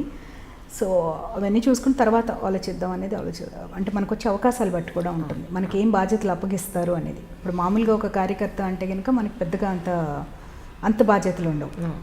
బట్ మనకు వచ్చే అవకాశాలు బట్టి, మనకు చెప్పే పనులు బట్టి, మనం తీసుకునే ఇష్యూస్ బట్టి కూడా ఉంటుంది ఒక్కోసారి. కలిసారా మోడీ గారిని? ఏమన్నా కలిసారు? మోడీ గారిని నేను 2013లో కలిసానండి. అవునా? 2013లో before he became prime minister కలిసాను. హైదరాబాద్ వచ్చినప్పుడు. అయిన తర్వాత నేను కలవలేదు. అయిన తర్వాత కలవలేదు, ఇప్పుడు కలుస్తాను. Planning to? Yes, yeah, appointments ఉన్నాయి, వెళ్ళి కలుస్తాను డెఫినెట్లీ. ఏమైనప్పటికీ మేమందరం ఐ డ్రీమ్ నుంచి మేమందరం కోరుకునేది ఏంటి అని అంటే, మీరు ఆశించినట్టుగా ఒక మంచి పొజిషన్కి రావాలని. అంటే ఆల్రెడీ అఫ్కోర్స్ మీరు సిల్వర్ స్పూన్ గోల్డ్ స్పూన్ తెలియదు, మొత్తానికి అలాగే పుట్టారు. సో ఏది తక్కువ లేకుండా మీ లైఫ్లో you have achieved like anything. నేను యాక్చువల్లీ ఒక పొజిషన్ అనే దానికన్నా అండి, I believe in women empowerment. Particularly అంటే ఎంపవర్మెంట్ అంటే మనకి ఇట్స్ ఓన్లీ ఫైనాన్షియల్ టర్మ్స్లోనే చూస్తాం ఎప్పుడు కూడా. ఎంపవర్మెంట్ అంటే ఫైనాన్షియల్ అనేది. నేనేమనుకుంటానంటే పొలిటికల్గా కూడా విమెన్ ఎంపవర్ అవ్వాలి. 33% రిజర్వేషన్ అనేది కంపల్సరీగా రావాలి అని కోరుకుంటాను నేను ఎప్పుడు కూడా. ఇది that something that's been in my mind for almost. గట్టి నమ్మకం ఉంది బీజేపీ? నాకు బాగా నమ్మకం ఉందండి, నాకు బాగా నమ్మకం ఉంది. ఎవరైనా తీసుకురాగలిగితే వీళ్ళే తీసుకురావాలి, ఇంకెవరు తీసుకురాలేదు. అది చూద్దాం. I'm really hoping. ఎందుకంటే దానివల్ల చాలా డెసిషన్స్ చేయటంలో వాటిలో విమెన్ రోల్ రావటం వల్ల చాలా మార్పులు జరుగుతాయండి, which is good for the society. ఎందుకంటే ఇప్పటికి కూడా మనకి మీరు గమనిస్తే విమెన్ అంశాల మీద మెన్నే తీసుకుంటున్నారు డెసిషన్స్ చాలా. ఇప్పుడు నాకేంటంటే మెయిన్ స్ట్రీమ్ పాలిటిక్స్లో విమెన్ ఎక్కువ మంది పార్టిసిపేట్ చేయడం వల్ల, డెసిషన్ మేకింగ్ బాడీస్లో కింద నుంచి పై వరకు విమెన్ ఉండటం వల్ల విమెన్కి మంచి జరుగుతుంది. Society at large will benefit from those actions. అది నాకు గట్టి నమ్మకం. నేను యాక్చువల్గా ఏంటంటే ఒక పొజిషన్ అనేది నేను ఎప్పుడు ఏం చేయట్లేదండి. నేను నాకు అప్పగించిన బాధ్యత ఏదైతే ఉంటుందో అది చేస్తాను. In the process I will help other women empower themselves. నాకు ఇప్పుడు కొత్తగా ఒక పొజిషన్ రావడం వల్ల నాకు ఏదో ఉంటుందని నేను అనుకోనండి. That's true. ఎందుకంటే కానీ కానీ మీరు ఎవరికైనా 10 మందికి మీరు సేవ చేయాలి అంటే మీ చేతిలో అధికారం ఉండాలి కదా. నేను అదే ఎప్పుడు అనుకుంటాను, ఇప్పుడు ఒక డాక్టర్గా నేను ఇప్పుడు నా పరిధిలోకి వచ్చిన మనుషులకి మాత్రమే నేను నా చేతనైన అంతగా చేయగలిగాను. అది చాలా మినిమం అనే నేను అనుకుంటాను. అంటే హెల్త్ కేర్ కాకుండా మిగతా పరిధిలో ఇప్పుడు వాళ్ళు ఎన్నో సామాజిక పరమైన అంశాలు మనతో మాట్లాడుతుంటారు, ఎన్నో వాళ్ళ వేరే other than health care also మనకు చాలా ప్రాబ్లమ్స్ చెప్తూ ఉంటారు. అవి చెప్పినప్పుడు ఒకలాంటి ఫ్రస్ట్రేషన్ వచ్చేది నాకు, ఇదేంటి ఇవి ఎందుకు అడ్రస్ అవ్వటం లేదు అనేది చాలా ఫ్రస్ట్రేటింగ్గా అనిపించేది నాకు. సో నాకు ఇలాంటి ప్లాట్ఫామ్, ఇప్పుడు ఒక పొలిటికల్ ప్లాట్ఫామ్కి వస్తే అడ్వాంటేజ్ ఏంటంటే మనం చేయగలిగినా చేయలేకపోయినా చేసే వాళ్ళ దగ్గరికి వెళ్ళి ఇది చెయ్యండి, వీళ్ళకి ఇక్కడ నీడీ పర్సన్ వీళ్ళు ఉన్నారు, దీనివల్ల ఇంతమంది బెనిఫిట్ అవుతారు, లేదు మనం ఈ పాలసీ చేశాం కదా, ఈ పాలసీలో ఈ ప్రాబ్లమ్స్ ఉన్నాయి, దీనివల్ల వీళ్ళు ఇబ్బంది పడుతున్నారు అని మనం చెప్పగలిగే అవకాశం ఉంటుంది. ఇప్పుడు ఒక డాక్టర్గా నేను చెప్తే ఎవరు వినరు కదా. కరెక్ట్. వినగలిగినా ఒకళ్ళిద్దరు వింటారు. మనం ఏదైనా మేజర్ది మనం ఏమీ చేయలేం. అదే ఇప్పుడు ఒక పొలిటికల్ ప్లాట్ఫామ్ ఉండటం వల్ల మన పరిచయాలు విస్తృతంగా పెరుగుతాయి, మన పరిధి పెరుగుతుంది, మనం వెళ్ళి చెప్పగలిగే దీంట్లో ఉంటాము, పీపుల్ కూడా మనల్ని అప్రోచ్ అవ్వడానికి అవకాశం ఉంటుంది. సో ఇవన్నీ ఆలోచించే నేను పాలిటిక్స్లోకి వచ్చాను యాక్చువల్గా. సూపర్ అండి. Wish you all the best from our side. Thank you so much. మీలాంటి వాళ్ళకి నిజంగా అధికారం చేతిలోకి వస్తే చాలామంది విమెన్ని ఎంపవర్మెంట్ చేస్తారని మనస్ఫూర్తిగా నమ్ముతున్నాం. మీరు నమ్మిన 33% రిజర్వేషన్, విమెన్ రిజర్వేషన్ రావాలని నేను కూడా మనస్ఫూర్తిగా కోరుకుంటున్నాను. నేను వస్తుందని మటుకు నేను డెఫినెట్గా అనుకుంటున్నానండి. డెఫినెట్గా వస్తుందని నా ఆశ. ఆ రోజు వస్తే మాత్రం నేను మిమ్మల్ని మళ్ళీ కలుస్తాను డెఫినెట్గా. Done. Definitely. Thank you, ma'am. Thank you so much once again. Thank you. నేను డాక్టర్ పద్మా వీరపనేని అండి, కిమ్స్ సీనియర్ వైద్యురాల్ని. ఐ డ్రీమ్స్ అంజలి గారితో నా ఇంటర్వ్యూ మీరు అందరూ తప్పక వాచ్ చేయండి. Thank you.